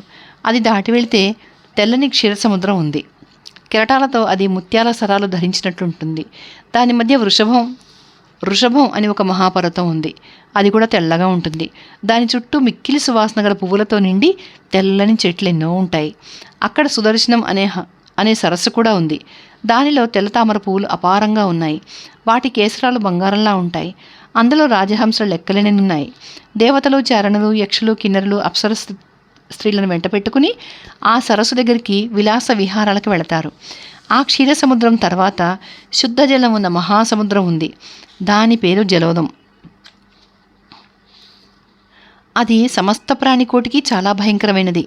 ఔరుని కోపంతో పుట్టిన బడబానలం ఆ సముద్రంలో ఉంది. అది చాలా గొప్పది. ప్రళయకాలంలో ఆ సముద్రం అంతా అది పీల్చేస్తుంది. ఆ సముద్రంలో ఉన్న జల జంతువులు చాలా సమర్థమైనవే, కానీ ఆ బడబాగ్నిని చూసి భయపడి అవి ఏడుస్తూ ఉంటాయి. అది మీకు స్పష్టంగా కనపడుతుంది. ఆ ఏడుపు వినపడుతుంది. ఆ సముద్రానికి ఉత్తరాన 13 ఆమడల దూరాన జాతరూప శైలం అని ఒక గొప్ప బంగారు పర్వతం ఉంది. అక్కడ 1000 తలల మహాసర్పం ఉంది. అది తెల్లగా ఉంటుంది. నల్లని బట్టలతో పర్వత శిఖరం మీద ఉంటుంది. అదే ఆదిశేషువు. సమస్త ప్రాణికోటి దాన్ని పూజిస్తూ ఉంటుంది. ఆ మహాసర్పానికి బంగారపు తాళ ధ్వజం ఉంది. అది ఒక వేదిక మీద ప్రతిష్ఠితమై ఉంది. ఆ ధ్వజానికి 3 శిరస్సులున్నాయి. దేవతలు ఆ ధ్వజం అక్కడ తూర్పు దిక్కుకు ఎల్లగా ప్రతిష్ఠించారు. దాని తర్వాత బంగారపు ముద్ద అయిన ఉదయపర్వతం ఉంది. దాని శిఖరం 100 యోజనాల వెడల్పు గలది. అది ఆకాశం అంటుతూ ఉంటుంది. అదంతా బంగారమే. దాని మీద మద్ది చెట్లు, తాళవృక్షాలు, తమాల వృక్షాలు, కొండగోగు చెట్లు చాలా ఉన్నాయి. అవి బంగారపువే. అవి విరగబూసి సువాసిస్తూ ఉంటాయి. దాని మీద ఆమడ వెడల్పు 10 ఆమడల ఎత్తు గల సోమనసం అనే శిఖరం ఉంది. అది బంగారపుతే. వెనకటికి శ్రీ మహావిష్ణువు దాని మీదే మొదటి పాదం ఉంచాడు. రెండో పాదం మేరుపర్వత శిఖరం మీద ఉంచాడు. సూర్యభగవానుడు జంబూద్వీపం ఉత్తరగా తిరిగి ఆ శిఖరం మీదికి వచ్చి మనకు కనపడతాడు. అదే సూర్యోదయం అంటే. దాని మీద వైఖానసులనే వాలకిల్య మహర్షులున్నారు. వారు సూర్యుడిలా ప్రకాశిస్తూ ఉంటారు. దాని ముందున్నది సుదర్శన ద్వీపం. సమస్త ప్రాణి కోటి నేత్రాలకు అది తేజస్సు సంఘటిస్తూ ఉంటుంది. ఆ పర్వతం మీద, దాని అడవుల్లోనూ, దాని గుహల్లోనూ మీరు సీతను, రావణాసురుణ్ణి వెతకాలి. బంగారపు ముద్ద అయిన ఉదయపర్వత కాంతి, సూర్యుని కాంతి అక్కడ కలుస్తుంది కనుక పూర్వ సంధ్య ఎర్రగా ఉంటుంది. ఇదే సమస్త భువనాలకు ద్వారం. ఇక్కడ సూర్యోదయం అవుతుంది. అంచేత దీనికి తూర్పు దిక్కు అని పేరొచ్చింది. ఆ పర్వతం మీద, సానువుల మీద, సెలైళ్ల దగ్గర, గుహల్లోనూ రావణుని, సీతను మీరు వెతకాలి. దానిని దాటి ఎవరూ అవతలికి వెళ్ళలేరు. అది ఆగమ్యం. అక్కడ చంద్రసూర్యులు ఉండరు. చీకటే పేరుకుని ఉంటుంది. అక్కడ దేవతలు మాత్రమే సంచరిస్తూ ఉంటారు. అక్కడ నేను చెప్పని ఇతర చోట్ల కూడా మీరు సీతను వెతకాలి. మీరు ఇంతవరకే వెళ్ళగలరు. తెలిసిందా? మీరు ఉదయపర్వతం దాకా వెళ్ళాలి. రావణుని, సీతను వెతకాలి. 1 నెల దాటకుండా మీరు మళ్ళీ వచ్చేయాలి. నెల దాటిందా మేము వధించేస్తాను కనుక జాగ్రత్త. వెళ్ళిన పని చక్కగా చేసుకురండి. ఉత్సాహంగా వెళ్ళండి. సీతను చూసి సంతోషంగా రండి. 43. సుగ్రీవుడు హనుమదాదులను దక్షిణానికి పంపటం. సుగ్రీవుడు వాళ్ళనలా తూర్పుగా పంపి దక్షిణంగా మరికొందరిని పంపాడు. వారిలో అగ్నిదేవుడి కొడుకైన నీలుడు, వానరోత్తముడైన హనుమంతుడు, మహాబలశాలి బ్రహ్మ కొడుకు అయిన జాంబవంతుడు, సుహోత్రుడు, శరారి, శరగుర్ముడు, గజుడు, గవాక్షుడు, గవయుడు, సుషేనుడు, వృషభుడు, మహిందుడు, ద్వివిధుడు, విజయుడు, గంధమాదనుడు, ఉల్కాముఖుడు, అసంగుడు, అంగదుడు ప్రముఖులు. వాళ్ళు చాలా వడిగలవాళ్ళు, మహాపరాక్రమవంతులు. వారికి సాయంగా సుగ్రీవుడు అపరిమితమైన వానర సైన్యం పంపాడు. అతను దక్షిణ దిక్కున వారికి తెలియని కొన్ని ప్రదేశాలను వివరించి చెప్పాడు. మీకు వింధ్యపర్వతం తగులుతుంది. దానికి 1000 శిఖరాలున్నాయి. రకరకాల తీగలు, అనేక జాతుల వృక్షాలు దాని మీద లెక్క లేకుండా ఉన్నాయి. నర్మదా నది మహావడిగా ప్రవహిస్తుంది. దానిలో క్రూర సర్పాలు చాలా విశేషంగా ఉన్నాయి. గోదావరి చాలా రమ్యంగా ఉంటుంది. కృష్ణవేణి, మహానది, వరద, మేఖల, ఉత్కళ నదులు తగులుతాయి. దశారణ దేశ పట్టణాలు, అశ్వబహుళమైన అవంతి పట్టణము, ఇవన్నీ మీరు వివరంగా చూడాలి. విదర్భ దేశము, ఋషిక దేశము, రమ్యమైన మాహిష్మక దేశము, వంగ, కళింగ, కౌశిక దేశాలు, పర్వతాలతోనూ, నదులతోనూ, గుహలతోనూ నిండి ఉన్న దండకారణ్యము వెతకండి. గోదావరి ప్రాంతం అంతా బాగా వెతకాలి. తర్వాత ఆంధ్రదేశము, పుండ్రదేశము, చోళదేశము, పాండ్యదేశము, కేరళ దేశము చూడాలి. అక్కడే మీకు సహ్యపర్వతం తగులుతుంది. దాని మీద సకల గైరిక ధాతువులు ఉన్నాయి. దాని శిఖరాలు చాలా విచిత్రంగా ఉంటాయి. చక్కని పూలు పూసే మహారణ్యాలు ఎన్నో ఉన్నాయి. దాని మీదే చందనవనం ఉంది. ఆ పర్వతం మీద అణ్వణు భాగము వెతకాలి. తర్వాత కావేరీ నది తగులుతుంది. అందరి జలం చాలా ప్రసన్నంగా ఉంటుంది. దాని ప్రాంతాల్లో అప్సరసలు విహరిస్తూ ఉంటారు. ఆ ప్రాంతంలోనే మలయ పర్వతం ఉంది. దాని శిఖరం మీద మహా తేజస్శాలి అయిన అగస్త్య మహర్షి ఉన్నాడు. ఆ మహర్షి సూర్యుడిలాగా వెలిగిపోతూ ఉంటాడు. మీరు అతని దర్శనం చేసుకోండి. అతని అనుజ్ఞ పొంది ముందుకు బయలుదేరితే తామ్రపర్ణి నది తగులుతుంది. దానిలో మొసళ్ళు చాలా ఎక్కువగా ఉంటాయి. ఆ నదిలో అనేక లంకలున్నాయి. దాని ప్రాంతాలలో చందనవనాలు చాలా ఉన్నాయి. అక్కడి నుంచి బయలుదేరి వెళితే మీరు సుందరమైన పాండ్యనగర ద్వారం చూస్తారు. అది బంగారంతో సిద్ధం చేశారు. ముత్యాల సరాలతో అలంకరించారు. చాలా చక్కని తలుపులు అమర్చారు. ఆ తర్వాత సముద్రం చేరుకుని ముందు సంగతి బాగా ఆలోచించుకోండి. అక్కడ మీకు మహేంద్ర పర్వతం కనబడుతుంది. అగస్త్యుడు దాన్ని సముద్రంలో ఉంచాడు. దానికి అనేక విధాలైన శిఖరాలున్నాయి. అదంతా బంగారపు ముద్ద. అక్కడ లేని లతలు మరెక్కడా లేవు. అక్కడ లేని వృక్షజాతులు కూడా మరెక్కడా లేవు. దేవతలు, యక్షులు, అప్సరసులు, సిద్ధులు, చారణులు అక్కడ విహరిస్తూ ఉంటారు. ప్రతి పర్వం నాడు అక్కడికి మహేంద్రుడు వస్తూ ఉంటాడు. దానికి 100 యోజనాల దూరాన సముద్రం మధ్యగా ఒక పెద్ద ద్వీపం ఉంది. దాని పొడుగు 100 ఆమడలు. అక్కడికి మనుషులు వెళ్ళలేరు. అది చాలా ప్రకాశమానంగా ఉంటుంది. అదంతా మీరు బాగా వెతకాలి. అది మనం సంహరించవలసిన రావణుని దేశం. వాడు మహేంద్రతుల్యుడు. వాడక్కడ నివసిస్తాడు. దక్షిణ సముద్రం మధ్య అంగారకి అనే రాక్షసి ఉంది. అది చాలా ప్రఖ్యాతి గలది. అది నీడను ఆకర్షించి ప్రాణికోటిని తినేస్తుంది. ఇలా సీతా రావణుడు ఎక్కడ ఉంటారని తోస్తే అక్కడల్లా మీరు బాగా వెతికి నిస్సంశయం చేసుకోండి. ఆ లంకాద్వీపానికి 100 ఆమడల దూరాన పుష్పితకం అనే పర్వతం ఉంది. సిద్ధులు, చారణులు దాని మీద విశేషంగా ఉంటారు. దాని చుట్టూ సముద్రం ఉంది. అది చంద్రునితోనూ సూర్యునితోనూ సమంగా ఉంటుంది. దాని శిఖరాలు ఆకాశం అంటుతూ ఉంటాయి. ఆ శిఖరాలలో ఒకటి బంగారపుది. సూర్యుడు దాని మీద విహరిస్తాడు. అదే దక్షిణాయనం. వెండి శిఖరం కూడా ఆ పర్వతం మీద ఒకటి ఉంది. చంద్రుడు దాని మీద విహరిస్తాడు. ఆ పర్వతం కృతజ్ఞులకు కనపడదు. ఇతరులను పీడించే వాళ్ళకి, నాస్తికులకు కూడా అది కనపడదు. దానిని మీరు శిరసా మొక్కి దాని మీద కూడా బాగా వెతకండి. దాని మీద మంచి మంచి దుంపలు, ఫలాలు ఉన్నాయి. అవి భక్షించండి. తేనె కూడా అక్కడ విస్తారంగా ఉంది. అది మీరు స్వేచ్ఛగా పుచ్చుకోండి. అక్కడే కుంజరం అనే పర్వతం ఉంది. అది కళ్ళకి, మనసుకి కూడా ఆనందం కలిగిస్తుంది. ఆ పర్వతం మీదే విశ్వకర్మ అగస్త్య మహర్షికి ఒక భవనం నిర్మించాడు. అది ఆమడ వైశాల్యం కలది. చాలా ఎత్తుగా ఉంటుంది. అంటే అది 10 ఆమడల ఎత్తుంటుంది. అది బంగారంతో నిర్మించారు. అక్కడ ఉన్నన్ని రత్నాలు మరెక్కడా లేవు. అక్కడే భోగవతి నగరం ఉంది. సర్పాలకు అది నివాసం. దాని వీధులు, పేటలు చాలా విశాలంగా ఉంటాయి. అక్కడికి వెళ్ళడం ఎవరికీ సాధ్యం కాదు. పెద్ద పెద్ద కోరలు, తీవ్రమైన విషము గల పాములు దాన్ని కాపాడుతూ ఉంటాయి. సర్పరాజు అయిన వాసుకి వాసస్థానం అది. మీరు అక్కడ కూడా జాగ్రత్తగా సీతను వెతకాలి. ఆ ప్రాంతాన ఉన్న స్థలాలు కూడా మీరు జాగ్రత్తగా వెతకాలి. అది దాటి వెళితే వృషభ పర్వతం ఉంది. సకల రత్నాలు అక్కడ గుట్టలు పడి ఉంటాయి. ఆ పర్వతాన అనేక రకాల చందన వృక్షాలున్నాయి. వాటిలో కొన్ని గోరోచనం రంగుగా ఉంటాయి. కొన్ని తామరపువ్వు రంగుగా ఉంటాయి. కొన్ని హరితవర్ణంగా ఉంటాయి. అగ్నిలాగా మెరిసే చందన వృక్షాలు కూడా అక్కడ ఉన్నాయి. ఆ చందన వృక్షాలు మీరెంత మాత్రము తాకకూడదు సుమా.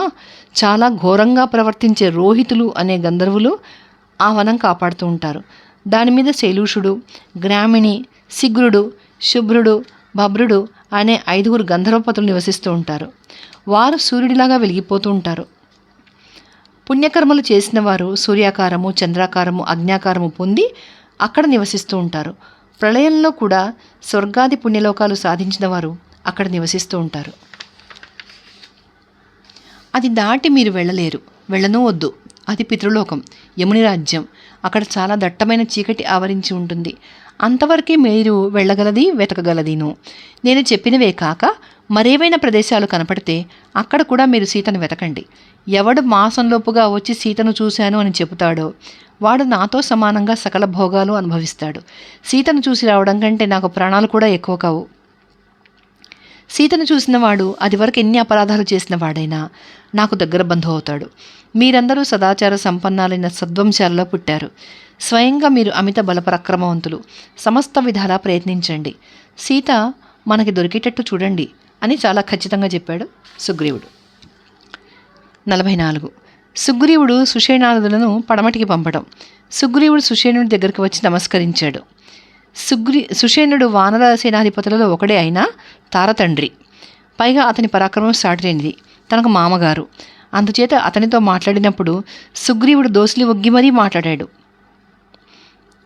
అతని పడమర దిక్కుకి వెళ్ళమన్నాడు. మరీచి పుత్రులైన మరీచాదులను కూడా అతనితో వెళ్ళమన్నాడు. వారిలో మారీచుడు దివ్య వర్చస్సుతో వెలిగిపోతున్నాడు. ఇంద్రుడిలా కనపడుతున్నాడు. గొప్ప గొప్ప కపివీరులెందరో అతన్ని పరివేష్టించి ఉన్నారు. అతను చాలా బుద్ధిమంతుడు, మహాపరాక్రమశాలి, గరుత్మంతుని సాటి అయినవాడు. అతని తమ్ములు కూడా అలాంటివారే. వారినందరినీ పిలిచి సుగ్రీవుడు సుషేణుడితో కూడా పడమర దిక్కుకు వెళ్ళమన్నాడు. మీరు 2,00,000 వానర వీరులను వెంట పెట్టుకు వెళ్ళండి. సీతను వెతికి రండి. సూర్యులతో నిండి ఉండిన సౌరాష్ట్ర దేశము, మహాబలశాలులైన యోధులతో నిండి ఉండిన బాహ్లిక దేశము వెతకండి. అక్కడి గ్రామాలు చాలా సంపన్నాలు, చాలా అందంగా ఉంటాయి. మిక్కిలి పెద్దవి. పట్నాలు వాటికి తగ్గట్టే ఉంటాయి. పొగడవనాలు, పొన్న తోటలు, మొగిలి డొంకలు విశేషంగా ఉండే మధ్యదేశము బాగా వెతకండి. అక్కడి నదులన్నీ పడమరగా ప్రవహిస్తాయి. వాటి జలం చల్లగాను తీయగాను ఉంటుంది. చాలా ఆరోగ్యకరమైనది. అక్కడ అరణ్యాలు, మున్యాశ్రమాలు ఎక్కువగా ఉన్నాయి. అవన్నీ వెతకండి. అక్కడి నుంచి పశ్చిమంగా వెళ్ళండి. అక్కడ నీరు తక్కువ. ప్రదేశం అంతా ఎడారిలా ఉంటుంది. పర్వతాలు ఎక్కువ. అక్కడ బాగా వెతకండి. అక్కడి నుంచి ముందుకు వెళితే పశ్చిమ సముద్రం చేరుకుంటారు. అందులో చేపలు, తిమింగలాలు, మొసళ్ళు చాలా ఎక్కువ. అక్కడ మీరు జాగ్రత్తగా ఉండాలి. అక్కడ మొగలి డొంకలు, తమాల వనాలు, కొబ్బరి తోటలు చాలా ఎక్కువగా ఉన్నాయి. వాటిలో మీరు స్వేచ్ఛగా సంచరించవచ్చు. సముద్రపు ఒడ్డున పట్టణాలు, పర్వతాలు కూడా చాలా ఎక్కువగా ఉన్నాయి. అవన్నీ బాగా వెతకండి. మురచీపట్నము, రమణీయమైన జటీపురము, అవంతిపట్నము, అంగలోప నగరము, అలక్షితం అనే అరణ్యము, ఇంకా ఉన్న పట్టణాలు బాగా వెతకండి. సింధు సాగర సంగమ ప్రదేశంలో హేమగిరి అని గొప్ప పర్వతం ఉంది. దానికి 100 శిఖరాలున్నాయి. దాని మీద గొప్ప గొప్ప వృక్షాలు, వేలు లక్షలు ఉన్నాయి. ఆ పర్వతం నెత్తాలలో రెక్కలు గల సింహాలున్నాయి. అవి సముద్రం నుంచి తిమింగలాలు, మత్స్యాలు, అడవుల్లో నుంచి ఏనుగులు తెచ్చుకుని తమ గూళ్ళలో పెట్టుకుంటాయి. ఆ ప్రాంతాల్లో నడగొండల వంటి మదగజాలు విచ్చలవిడిగా సంచరిస్తూ ఉంటాయి. ఆకాశాన్ని అంటే దాని శిఖరాలలో ఒకటి బంగారపు ముద్ద. దాని మీద చిత్ర విచిత్రాలైన చెట్లున్నాయి. ఆ ప్రదేశం అంతా మీరు బాగా జాగ్రత్తగా వెతకాలి. సముద్రంలో పారియాత్ర పర్వతం ఉంది. దాని శిఖరమే 100 ఆమడల విశాలంగా ఉంటుంది. అదంతా బంగారమే. దాని కాంతి కన్నులు మిరుమిట్లు గొలుపుతుంది. అది కూడా మీరు వెతకండి. ఆ శిఖరం మీద 24 కోట్ల గంధర్వులు ఉన్నారు. వారు మహాబలవంతులు, అగ్ని సమానులు, వేగవంతులు, కామరూపులు, మిక్కిలి ఘోర కృత్యాలు చేస్తారు. వారు వేలువేలుగా గుంపులు కూడి ఉంటారు. మీరు వారి జోలికి వెళ్ళవద్దు. ఆ పర్వత శిఖరాన గొప్ప ఫలాలు, దుంపలు ఉన్నాయి. వారు వాటిని జాగ్రత్తగా చూసుకుంటూ ఉంటారు. అంచేత మీరు వాటికేసే చూడవద్దు. అక్కడి నుంచి ఫలాలు, దుంపలు మీరేమీ తీసుకురావద్దు. అక్కడ సీత ఉందేమో బాగా వెతకండి.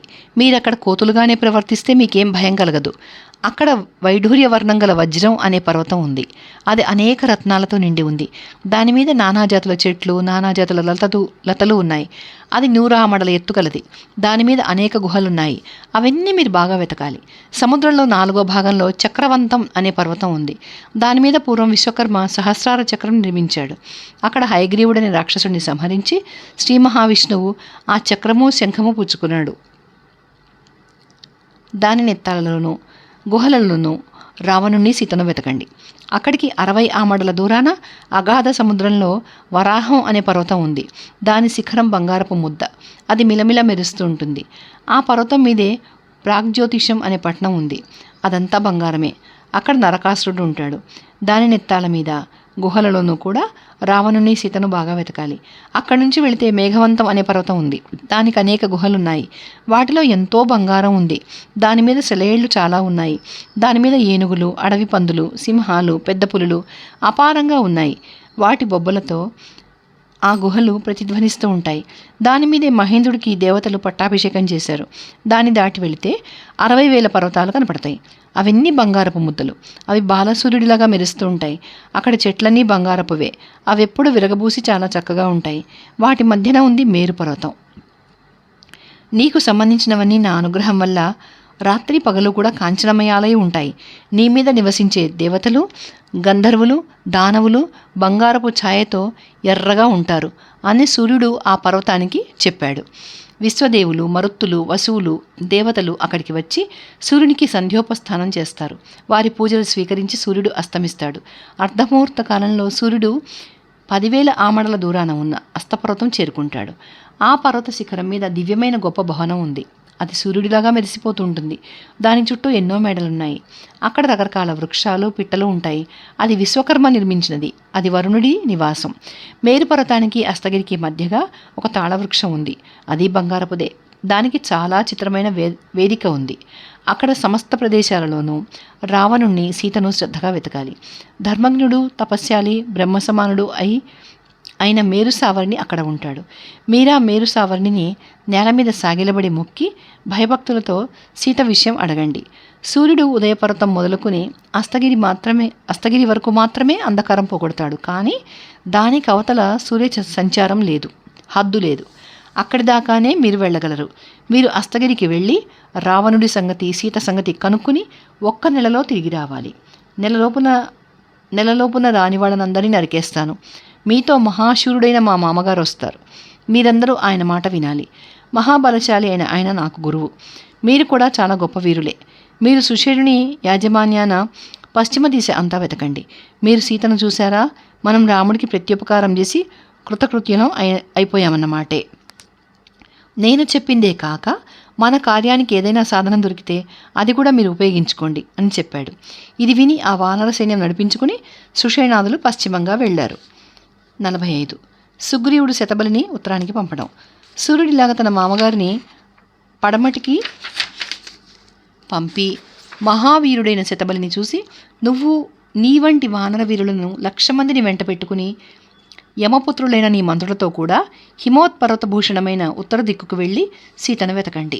మీరీ పని సరిగ్గా నెరవేర్చుకుని వస్తేరా రాముడికి హితం నిర్వర్తించి మనం ధన్యులం అవుతాం. రాముడు మనకి గొప్ప ఉపకారం చేశాడు. మనం ఈ పని చేస్తే మన జీవితం సఫలం అవుతుంది. ఎలాంటి ఉపకారము చేయని వాడికి ఉపకారం చేస్తేనే విశేషం ఉంది. ఇక ముందే ఉపకారం చేసిన వాడికి ఉపకారం చేస్తే చెప్పేదేముంది? మీరు ఈ విషయం మనసులో ఉంచుకుని ఏం చేస్తే జానకి దొరుకుతుందో అలా చేయండి. మీరందరూ నాకు హితకారులే, సందేహం లేదు. ఈ రాముడు సమస్త భూతాలకు పూజ్యుడు. మన మీద ఇతనికి చాలా ప్రీతి ఏర్పడింది. మీ తెలివితేటలను అనుసరించి పర్వతాలేమిటి, నదులేమిటి, అరణ్యాలేమిటి అంతటా వెతకండి.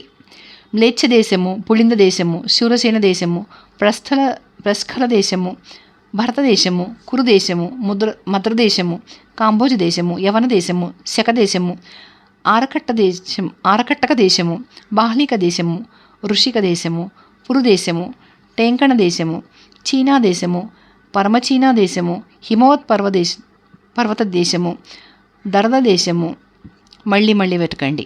రావణుడు లొద్దుగ వనాల్లోనూ, పద్మక వనాల్లోనూ, దేవదారు వనాల్లో కూడా ఉండొచ్చు కనుక వాణ్ణి, సీతను బాగా వెతకండి. తర్వాత సోమాశ్రమం చూడండి. అక్కడి నుంచి కాళపర్వతం వెతకండి. దానికి ఎన్నో లోయలు, గుహలు ఉన్నాయి. అవన్నీ బాగా వెతకండి. తర్వాత సుదర్శన పర్వతం దగ్గరికి వెళ్ళండి. అదంతా బంగారపు ముద్ద. అది చాలా పెద్ద పర్వతం. తర్వాత దేవసఖం అనే పర్వతం ఉంది. దాని మీద అనేక జాతుల వృక్షాలు, అనేక జాతుల పిట్టలు ఉన్నాయి. దాని లోయల్లోనూ, గుహల్లోనూ కూడా బాగా వెతకండి. అది దాటి వెళితే అంతా ఎడారి. దాని పరిమాణం 100 అమడలు. అక్కడ పర్వతాలు, నదులు, చెట్టు పుట్ట ఏమీ లేవు. అల్పజంతువులు కూడా లేవు. అది దాటి వెళితే తెల్లని కైలాస పర్వతం తగులుతుంది. అక్కడ మంచి అడవి ఉంది. మీకు ఎడారిలో కలిగిన విసుగంతా పోయి అక్కడ ఆనందం కలుగుతుంది. ఆ కైలాస పర్వతం మీద తెల్లని గొప్ప మేఘం వంటి ఒక మహాభవనం ఉంది. అది కుబేరుడిది. విశ్వకర్మ నిర్మించాడు. అంతా బంగారంతో నిర్మించాడు. ఆ భవనావరణంలో పెద్ద తామర కొలను ఉంది. అందులో చక్కని హంసలు, కారండవాలు విహరిస్తూ ఉంటాయి. అందులో ఉన్న తామర పువ్వులు, కలువ పువ్వులు చాలా ముమ్మరంగానూ మనోహరంగానూ ఉంటాయి. అందులో అప్సరసలు జలక్రీడాలు చేసుకుంటూ క్రీడిస్తారు.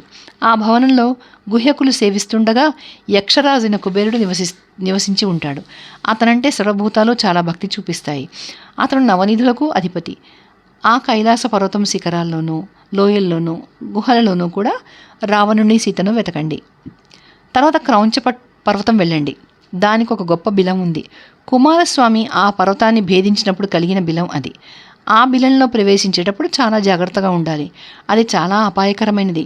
దేవతారూపులైన మహర్షులు ఆ బిలంలో నివసిస్తూ ఉంటారు. వారు సూర్యునితో సమంగా ప్రకాశిస్తూ ఉంటారు. ఆ మహాత్ములను దేవతలు కూడా పూజిస్తూ ఉంటారు. అదే కాక ఆ పర్వతం మీద తక్కిన బిలాలు, గుహలు, లోయలు బాగా వెతకాలి. దాని శిఖరం కూడా చూడండి.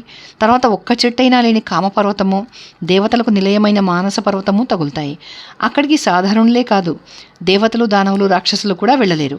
అక్కడ కూడా బాగా వెతకండి. దాని తర్వాత మైనాక పర్వతం తగులుతుంది. దాని మీద మయుడు తనకొక మహాభవనం స్వయంగా నిర్మించుకున్నాడు. కిన్నెరాంగనలు అక్కడ చాలామంది ఉంటారు. అదంతా బాగా వెతకండి. దాని తర్వాత సిద్ధాశ్రమం ఉంది. అక్కడ వైఖానసులైన వాలకిల్య మహర్షులు ఉంటారు. వారు తపస్సిద్ధులు. తపస్సు వలన సమస్త కల్మషాలు పోయినవారు. వారికి మొక్కండి. సీత విషయం వారిని అడగండి. అక్కడ వైఖానస సరస్సు ఉంది. అందులో బంగారపు కమలాలున్నాయి. బాలసూర్యుల్లా మెరిసే హంసలు అందులో విహరిస్తూ ఉంటాయి. కుబేరుడి వాహనమైన సార్వభౌమం అనే ఏనుగు తన ప్రియురాళ్లతో అక్కడ ఎప్పుడూ విహరిస్తూ ఉంటుంది. ఆ సరస్సు దాటి వెళితే అవతల సూర్యచంద్రులు కనపడరు. అక్కడ ఆకాశాన నక్షత్రాలు లేవు, మేఘాలు లేవు. అక్కడ ఎలాంటి శబ్దము లేదు. కానీ దేవకల్పులు స్వయం ప్రభులు అయిన తపస్సిద్ధుల మహిమ వల్ల అదంతా దేదీప్యమానంగా ఉంటుంది. అది దాటి వెళితే శైలోద అని ఒక నది ఉంది. దానికి ఉభయ పార్శ్వాలు ఆకీచకాలనే జాతి వెదులున్నాయి. దానికి ఉభయ పార్శ్వాల కీచకాలనే జాతి వెదులున్నాయి. అవి ఆ గట్టు నుంచి ఈ గట్టుకి, ఈ గట్టు నుంచి ఆ గట్టుకి వాలి ఉంటాయి.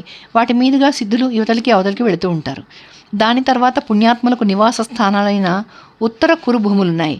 అక్కడ బంగారు కమలాలతో నిండిన నదులున్నాయి. ఆ కమలాలకు నీలాలు, వైడూర్యాలు, ఆకులు. అలాంటి నదులు అక్కడ వేల కొద్దీ ఉన్నాయి. ఎర్ర కలువలతో నిండిన సరస్సులు కూడా అక్కడ చాలా ఉన్నాయి. అవన్నీ హిరణ్మయాలు, బాలసూర్య బింబాల్లా మెరిసిపోతూ ఉంటాయి. ఆ ప్రదేశంలో ముత్యాలు, మణులు, బంగారము నదులలో ఇసుక తిప్పలకు బదులుగా ఉంటాయి. అక్కడ పర్వతాలన్నీ బంగారపు ముద్దలే. వాటి మీద ఎల్లప్పుడూ పూసే అనేక జాతుల మహావృక్షాలున్నాయి. పిట్టలు కూడా రకరకాలున్నాయి. అక్కడి పుష్పాల సువాసన మరెక్కడి పుష్పాలకు ఉండదు. అవి కోరికలన్నీ తీరుస్తాయి. అక్కడ చెట్లు కొన్ని రకరకాల వస్త్రాలు ఇస్తాయి. కొన్ని చెట్లు స్త్రీలకు పురుషులకు తగిన అనేక రత్నాభరణాలు ఇస్తాయి. సకల ఋతువుల్లోనూ దొరికే ఫలాలు కొన్ని చెట్లు ఇస్తాయి. కొన్ని చెట్లు చిత్ర విచిత్రాలైన పరుపులు, టెక్కాలు, దుప్పట్లు గల బంగారపు మంచాలు ఇస్తాయి.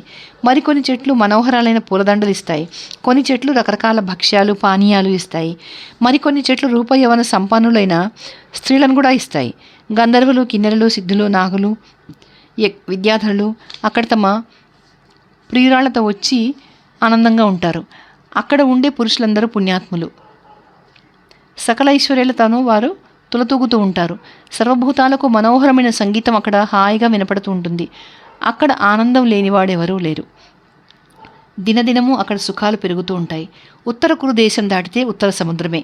ఆ సముద్రం మధ్య సోమగిరి అని బంగారపు పర్వతం ఉంది.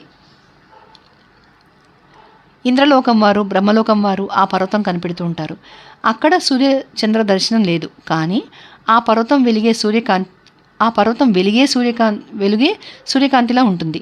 ఆ సోమగిరి మీద మహావిష్ణువు, ఏకాదశ స్వరూపుడైన రుద్రుడు, బ్రహ్మర్షి పరివారంతో బ్రహ్మ నివసిస్తూ ఉంటారు. అక్కడికి మీరు వెళ్ళవద్దు. ఎవరూ వెళ్ళలేని ప్రదేశం అది. దేవతలకు కూడా అక్కడ ప్రవేశం లేదు. అది చూసి వెనక్కి మళ్ళండి. అంతవరకే మీరు వెళ్ళగలరు. అవతల సూర్యదర్శనం లేదు. అవతల హద్దే లేదు. ఏమున్నదో ఎవరు ఎరగరు. నేను చెప్పిన చోట్లన్నీ బాగా వెతకండి. నేను చెప్పనివేమైనా ఉంటే అవన్నీ వెతకండి. మీరు సీతను చూసి వస్తేరా రాముడికి నాకు ప్రీతి కలిగించిన వారవుతారు. అందువల్ల మనం కృతార్థులం అవుతాం. మీరు వాయు సమానులు, అగ్ని సమానులు. మీకు అసాధ్యం లేదు. మీరు వెళ్ళిన పని చేసుకువస్తే మిమ్మల్ని మీ బంధువులందరితోనూ ఎంతో గౌరవిస్తాను, ఆనంద పెడతాను. మీరు సకల పర్వతాలు స్వేచ్ఛగా సంచరించవచ్చు అని చెప్పాడు. 46. రాముడు హనుమంతుడికి ఆనవాలుగా ఉంగరం ఇవ్వడం. సుగ్రీవుడు అందరితోనూ అలాగే చెప్పాడు. కానీ పరమప్రీతుడై హనుమంతుడితో మాత్రం ప్రత్యేక ఆదరభావంతో ఇలా చెప్పాడు. హనుమ, భూమి మీద, అంతరిక్షాన, నీటిలోనూ, దేవలోకంలోనూ, ఆకాశాన నువ్వు అడ్డు లేకుండా సంచరించగలవు. నువ్వు సకల సముద్రాలు, సర్వపర్వతాలు ఎరుగుదువు. అసురులను, గంధర్వులను, నాగులను, నరులను, దేవతలను, సకల లోకాలను కూడా నువ్వు ఎరుగుదువు. నడకలోనూ, వేగంలోనూ, తేజస్సులోనూ, లాఘవంలోనూ నువ్వు నీ తండ్రి అయిన వాయుదేవునికి సమానుడవు. తేజస్సులో నీకు సాటి వచ్చే ప్రాణి లోకంలో మరి లేదు. కనుక సీత ఎలా దొరుకుతుందో అదంతా నువ్వే చూసుకో. నీతి విశారద, బలము, బుద్ధి, పరాక్రమము, దేశకాలాలు గుర్తించే ఇంగిత జ్ఞానము, నీతి నీ దగ్గరే ఉన్నాయి. సుగ్రీవుని మాటలను బట్టి హనుమంతుడే కార్యం సాధించుకురాగలవాడు అని తెలుసుకుని రాముడు, సుగ్రీవుడు తన ఆశలన్నీ హనుమంతుని మీద పెట్టుకుని ఉన్నాడు. ఇతని మీద సుగ్రీవునికి అంత నమ్మకం ఉంది. ఇంతవరకు అతను అనేక కార్యాలు సాధించి ఉంటాడు. అంచేతనే సుగ్రీవుడికి ఈ నమ్మకం. ప్రభువు చేత ఇలా ఆదరించబడుతున్నాడు కనుక హనుమంతుడు తప్పకుండా కార్యం సాధించుకు రాగలడు అనుకుని కృతార్థుడైనట్టే ఆనందించాడు. అతను తన పేరు చెక్కిన ఉంగరం హనుమంతునికి ఇచ్చి, ఇది చూపిస్తేవా సీతను నా దగ్గర నుంచి వచ్చిన వాడవే అని నిస్సంకోచంగా నమ్ముతుంది. వీరాధి వీర, నీ ప్రయత్నము, సత్తాగల నీ పరాక్రమము, సుగ్రీవుడు నీకు చెప్పినది చూడగా ఇదంతా నాకు తప్పకుండా కార్యసిద్ధి అవుతుంది అని వ్యక్తం చేస్తోంది అని చెప్పాడు. ఇది విని హనుమంతుడు ఉంగరం పుచ్చుకుని అది శిరస్సున ఉంచుకుని రాముని పాదాలు మొక్కి బయలుదేరాడు. అప్పుడు హనుమంతుడు ఆ వానరసేన మధ్య నక్షత్రాల మధ్య చంద్రుడిలాగా ఉన్నాడు. హనుమ, నువ్వు సింహవిక్రముడవు, నీకు 10 మాటలు చెప్పనక్కర్లేదు, ఎలాగైనా సీతను దొరికేటట్టు నువ్వే చేయాలి అని రాముడు మళ్ళీ చెప్పాడు. 47 వానరులు ప్రగల్భాలు కొట్టుకుంటూ బయలుదేరడం. సుగ్రీవుడు ఆ వానర సేనాధిపతులను పిలిచి, మీరు అందరూ నేను చెప్పినట్టు చేసి రామకార్యం నెరవేర్చాలి అని మళ్ళీ చెప్పాడు. సుగ్రీవుని కఠినాజ్ఞ విని వానరులు మిడతల్లాగా భూమి అంతా కప్పబడిపోయేటట్టుగా బయలుదేరారు. సీతను తలుచుకుంటూ రాముడు ఆ నెల ఋష్యముఖ పర్వతం మీద ఉండిపోయాడు. శతబలి ఉత్తర దిక్కుకి, వినతుడు తూర్పు దిక్కుకి, తారుడు, అంగదుడు మొదలైన వానర వీరులతో కలిసి హనుమంతుడు దక్షిణ దిక్కుకి, సుషేనుడు ఘోరము వరుణపాలితము అయిన పడమటి దిక్కుకి వానర సేనను వెంట పెట్టుకుని బయలుదేరారు. ఇలా వానరులందరినీ పంపేసి సుగ్రీవుడు చాలా ఉత్సాహంగా ఉన్నాడు. ఆ వానరులు, మేమే రావణుని సంహరించి సీతను తీసుకొస్తాం అని కేకలు వేస్తూ, ఎగురుతూ, దుముకుతూ, అరుస్తూ, సింహనాదాలు చేస్తూ పరిగెత్తుకుంటూ వెళ్ళిపోయారు. వారిలో ఒకడు, నేనొక్కడే రావణుని చంపేస్తాను, వడవడ వణికిపోతూ ఉండే సీతను నేనే తీసుకొస్తాను, మీరంతా ఇక్కడే ఉండిపోండి అన్నాడు. మరొకడు, నేనొక్కడే పాతాళంలో ఉన్న సీతను తీసుకొస్తాను, నేను చెట్లు పెళ్లగించేస్తాను, పర్వతాలు పడగొట్టేస్తాను, భూమి బద్దలు కొట్టేస్తాను, సముద్రాలు కలచేస్తాను అంటూ ఎగిరి గంతులేశాడు. నేనొక ఆమడ దూరం ఎగిరి దాటుతాను అన్నాడు ఒకడు. నేను 100 ఆమడలు దాటగలను అన్నాడు మరొకడు. నేను 100 ఆమడల కంటే ఎక్కువే దాటగలను అని మరొకడు అన్నారు. భూమి మీద, సముద్రంలోనూ, అరణ్యాలలోనూ, అడవుల్లోనూ, పాతాళంలోనూ నన్నెవ్వడూ అడ్డుకోలేడు అని ఇంకొకడు అన్నాడు. ఆ వానర వీరులు ఇలాగా తమ ప్రభువు దగ్గర తమ సామర్థ్యం వెల్లడించుకున్నారు. 48 సుగ్రీవుడు భూమండలం చూసిన విధానం రాముడికి చెప్పడం. వానర వీరులు వెళ్ళిపోయాక, మిత్రమా, నువ్వు ఈ భూమండలం అంతా ఎలా చూసావు అని రాముడు అడగ్గా సుగ్రీవుడు ఇలా చెప్పాడు. పురుషోత్తమ, అదంతా చెబుతాను విను. వాలి మహిషరూపుడైన దుందుబి అనే రాక్షసుణ్ణి మలయపర్వతం దాకా తరుముకు వెళ్ళాడు. తర్వాత ఆ రాక్షసుడు బిలంలో దూరగా వాణ్ణి చంపితే కానీ వెనక్కి మళ్ళనని, అంతవరకు ఇక్కడ ఉండమని చెప్పి నన్ను అక్కడ ఉంచి వాలి కూడా ఆ బిలంలో ప్రవేశించాడు. నేను సంవత్సరం కనిపెట్టుకున్నా వాలి రాలేదు. బిలంలోంచి రక్త ప్రవాహం మాత్రం వచ్చింది. అది చూసి నేను వాలి చనిపోయి ఉంటాడనుకుని రాళ్లతోనూ రప్పలతోనూ బిలం మూసేసి కిష్కిందకు వచ్చేశాను. మంత్రులు నా రుమను, వాలి భార్య అయిన తారను, వానరాజ్యము నాకు అప్పచెప్పారు. తర్వాత కొన్నాళ్ళకి మా అన్న వచ్చాడు. రాగానే నేను భయంతోనూ ఆదరంతోనూ అతని రాజ్యం అతనికి ఇచ్చేశాను. కానీ దుష్టుడైన ఆ వాలి నన్ను చంపుతానని బయలుదేరాడు. నేను నా మంత్రులు పారిపోయాం. అలా పరిగెత్తడంలో నేను అనేక నదులు, పర్వతాలు, అరణ్యాలు, నగరాలు చూశాను. అప్పుడే నాకు భూమండలం అంతా అద్దంలో కనిపించినట్లు కనిపించింది. పూర్వదిశకు పారిపోయి అక్కడ రకరకాల వృక్షాలు, పర్వతాలు, నదులు, సరస్సులు, ఉదయపర్వతము చూశాను. క్షీరసాగరం కూడా చూశాను.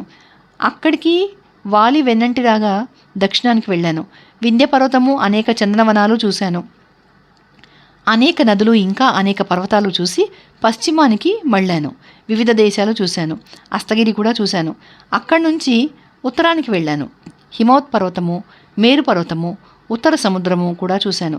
కానీ ఎక్కడికి వెళ్ళినా వాలి నన్ను విడిచిపెట్టలేదు. అప్పుడు బుద్ధిబల సంపన్నుడైన హనుమంతుడు, రాజా, ఇప్పుడు నాకు జ్ఞాపకం వచ్చింది. మతంగ మహర్షి వాలిని శపించాడు. వాలి ఇక్కడికి వస్తే వాడి తల 100 చెక్కలైపోవాలి అని ఆ శాపం. అంచేత వాలి అక్కడికి రాడు. మనం అక్కడ సుఖంగా నిరుపద్రవంగా ఉండొచ్చు అని చెప్పాడు. అప్పుడు నేను ఆ ఋష్యముఖం ప్రవేశించాను. వాలి మతంగ ముని భయం వలన వెనక్కి వెళ్ళిపోయాడు. ఇలా నేను ఈ భూమండలం అంతా చూశాను అని చెప్పాడు. 49 నెల వెతికి కొందరు వానరులు వ్యర్థంగా రావడం. సీతను వెతకడానికి సుగ్రీవుడు చెప్పిన ప్రకారం వానరులందరూ అతివడిగా వెళ్లారు. సరస్సులు, నదులు, పట్నాలు, నదీ దుర్గాలు, పర్వతాలు, ఆకాశము, తోటలు వెతికారు. పగలంతా వారు ఆకాశ మార్గాన సీతను వెతికి రాత్రి భూమి మీద కలుసుకుంటూ వచ్చారు. మొత్తానికి నెల ముగిసేటప్పటికీ నిరాశలైపోయి వారంతా వెనక్కి వచ్చేశారు. పూర్వదిక్కులంతా వెతికి వినతుడు, ఉత్తర దిక్కంతా వెతికి శతబలి, పశ్చిమ దిక్కంతా వెతికి సుషేనుడు సుగ్రీవుని దగ్గరికి వచ్చేశారు. తను రాముని దగ్గర కూర్చుని ఉండగా వచ్చి, వానరేంద్ర, పర్వతాలని వెతికాము, అడవులు వెతికాము, నదులు సరస్సులు సముద్రాలు వెతికాము, పట్నాలు పల్లెలు వెతికాము, గుహలు వెతికాము, చొరరాని ద్వీపాలు చూశాము, విషమ ప్రదేశాలు వెతికాము.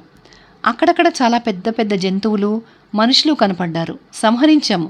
కానీ మేము సీతను చూడలేకపోయాం. వాయుపుత్రుడైన హనుమంతుడు మహాబలవంతుడు, మహానుభావుడు. సీతను రావణుడు ఏ దిక్కుగా తీసుకెళ్లాడో హనుమంతుడు ఆ దిక్కుకే వెళ్ళాడు కనుక తను నిస్సంశయంగా సీతను చూసి రాగలడు, సందేహం లేదు అని చెప్పారు వారందరూ. మనం ఈ వీడియో ఇక్కడ తాపేద్దామండి. అయితే ఇందులో చాలా వర్ణనలు ఉన్నాయి, ప్రకృతికి సంబంధించి చాలా ఉన్నాయి. కొన్నిసార్లు అది రిపీట్ అవుతున్నాయి కూడా. అయితే కూడా నేనేంటంటే ముందే అనుకున్నాం కాబట్టి పఠనం రామాయణం మొత్తం అని అనుకున్నాం కాబట్టి ఎక్కడ స్కిప్ చేయట్లేదు. అందుకని కొంచెం కొంతమంది ఏమన్నా బోర్ ఫీల్ అవుతారేమో అనిపిస్తుంది. కానీ వాల్మీకి మహర్షి రాసిన రామాయణం కాబట్టి మొత్తం చదవాల్సిందే. అందులో ఆ వర్ణనలు అవన్నీ చూస్తుంటే ఆ కవి హృదయం కూడా మనకు తెలుస్తుంది. ఎంత అద్భుతమైన కవిత్వం ఉంది ఇందులో. ఆ పోలికలు ఒకదానితో ఒకటి పోల్చడం అవన్నీ కూడా చూస్తుంటే అది వాల్మీకి మహర్షి రాసింది రామాయణానికి కావ్యంగా ఎందుకు అన్నారో మనకు అర్థమవుతుంది. అంతా కవిత్వమే ఉంది కాబట్టి. అట్లాగే ఇంకా కొన్ని మనం అబ్జర్వ్ చేయాల్సిన విషయాలు ఏంటంటే, ఇక్కడ తార అంత ఏడ్చింది భర్త పోయినందుకు, వాలిపోయినందుకు, సహగమనం చేస్తానని కూడా అనింది. తీరా చూస్తే ఇక్కడ సుగ్రీవుడితో చాలా హ్యాపీగా ఉంది ఆవిడ.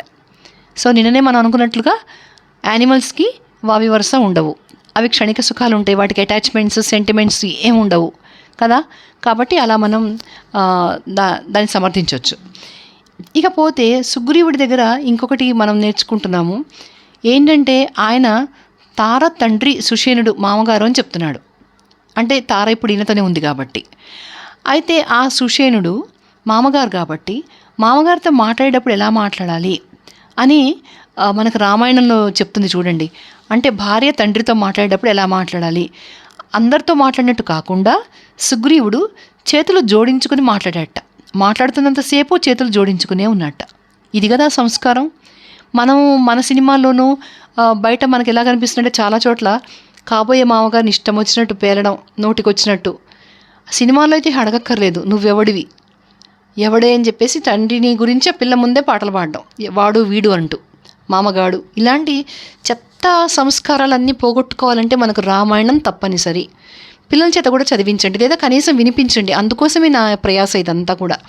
ఇది చదివితే ఏంటంటే ఎప్పుడో ఒక రోజు ఎవరో ఒకళ్ళు వినకపోతారా, కొంతైనా సంస్కారాలు నేర్చుకోకపోతారా అన్న ఆశ. అంతేగాని మామగారంటే ఒక తీసి పారేసే మనిషి, వేస్ట్ ఫెలో, వాళ్ళ అమ్మాయి మాత్రం మనకు కావాలి, మన ఇంట్లో పని మనీ అన్నీను అని అనుకుంటే అది చాలా కుసంస్కారము. పేరెంట్స్ని మనం బ్లేమ్ చేయాలి. ఇంత కుసంస్కారంగా పిల్లల్ని పెంచుతున్నందుకు, ఎంకరేజ్ చేస్తున్నందుకు పేరెంట్స్ని మనం బ్లేమ్ చేయాలి. కాబట్టి పేరెంట్స్, అలాంటి పేరెంట్స్ ఎవరైనా ఉన్నారు, వాళ్ళు ఇప్పుడైనా ఇలాంటివి చూసి సంస్కారాలు నేర్చుకోవాలి. ఇంకొకటి, ఇప్పుడు ఇన్ని నదులు ఇప్పుడు ఈ రామాయణంలోకి వస్తే దీంట్లో ఉన్న నదులు, సరస్సులు, పర్వతాలు ఎన్నో వర్ణించాడు. నిజంగా అన్ని ఉన్నాయి ఆ భూమి మీద అని మనకు అనిపిస్తుంది. అయితే ఇక్కడ గుర్తుపెట్టుకోవాల్సింది ఏంటంటే అది త్రేతాయుగం. అది త్రేతాయుగము. అప్పటి పరిస్థితుల్ని, అప్పటి విషయాల్ని, అప్పటి పరిసరాలని, అప్పటి ప్రదేశాలని బట్టి వాళ్ళు నిర్ణయిస్తున్నారు, అవన్నీ వర్ణిస్తున్నారు. అట్లాగే అది ఒక ప్రదేశానికి మాత్రమే పరిమితమై లేదు, అది ఓన్లీ భారతదేశానికి మాత్రమే పరిమితమై లేదు. భూమండలం అంతా పాలించే ఇక్ష్వాకు రాజులు కాబట్టి భూమండలము అది దాటిన ప్రదేశాల్లో కూడా సుగ్రీవుడు చెప్తున్నాడు ఎక్కడెక్కడ వెతకాలి అనేది. కాబట్టి అది మనం నమ్మే విధంగానే ఉంది, అంత పెద్దది కాబట్టి. ఒక చిన్న ఎగ్జాంపుల్ ఏంటంటే, మనకిప్పుడు మన చిన్నప్పుడు, అంటే మా ఏజ్ గ్రూప్ వాళ్ళు, మేము 60 ఏళ్ళ వాళ్ళం, మా చిన్నప్పుడు మేము చూసిన తిరుపతికి ఇప్పటికీ చాలా తేడా వచ్చింది. అప్పుడు ఎంతో విశాలంగా ఉండేది, ఆ జలపాతాలు అవన్నీ, పాపనాశనం, ఆకాశగంగా ఎంతో బాగుండేవి, సహజంగా ఉండేవి. ఇప్పటికీ పెనుమార్పులు వచ్చినాయి. అట్లా ఒకప్పుడు త్రేతాయుగంలో ఉన్న భూమండలము అన్ని నదులు, సరస్సులు, చెట్లు, వృక్షాలు, కోట్ల వానరాలు ఉండేందుకు తగిన స్థలము. ఈ డౌట్ కూడా మనకు వస్తుంది, అన్ని కోట్ల వానరాలు ఎక్కడ ఉన్నాయని. అంత స్థలము, అన్ని పర్వతాలు అప్పట్లో ఉన్నాయి అంటే మనం నమ్మొచ్చు. ఎందుకంటే ఈ కొన్ని ఏళ్లకే మన ఒక్క చిన్న ప్లేస్లోనే ఎన్నో మార్పులు వచ్చేసి కంజెస్టెడ్గా అయిపోతున్నప్పుడు త్రేతాయుగం నుంచి మధ్యలో ద్వాపరయుగం, తర్వాత కలియుగం. కాబట్టి ఈ లోపల ఎన్నో మార్పులు జరిగి ఉంటాయి. కాబట్టి అవన్నీ కూడా మనం జరిగినవని నమ్మితే మనసుకు ఎంతో సంతోషంగా ఉంటుంది. ఓకేనండి. వీడియో మీకు నచ్చితే లైక్ కొట్టండి, వీలుంత మందికి షేర్ చేయండి. ఎందుకంటే ఇది కవిత్వం పిల్లలకు అర్థం కాకపోయినా మంచి విషయాలు కనీసం విని నేర్చుకుంటారు. ఇవాళ కాకపోతే రేపైనా మీరు షేర్ చేస్తూనే ఉండండి. Thank you. జై శ్రీరామ్.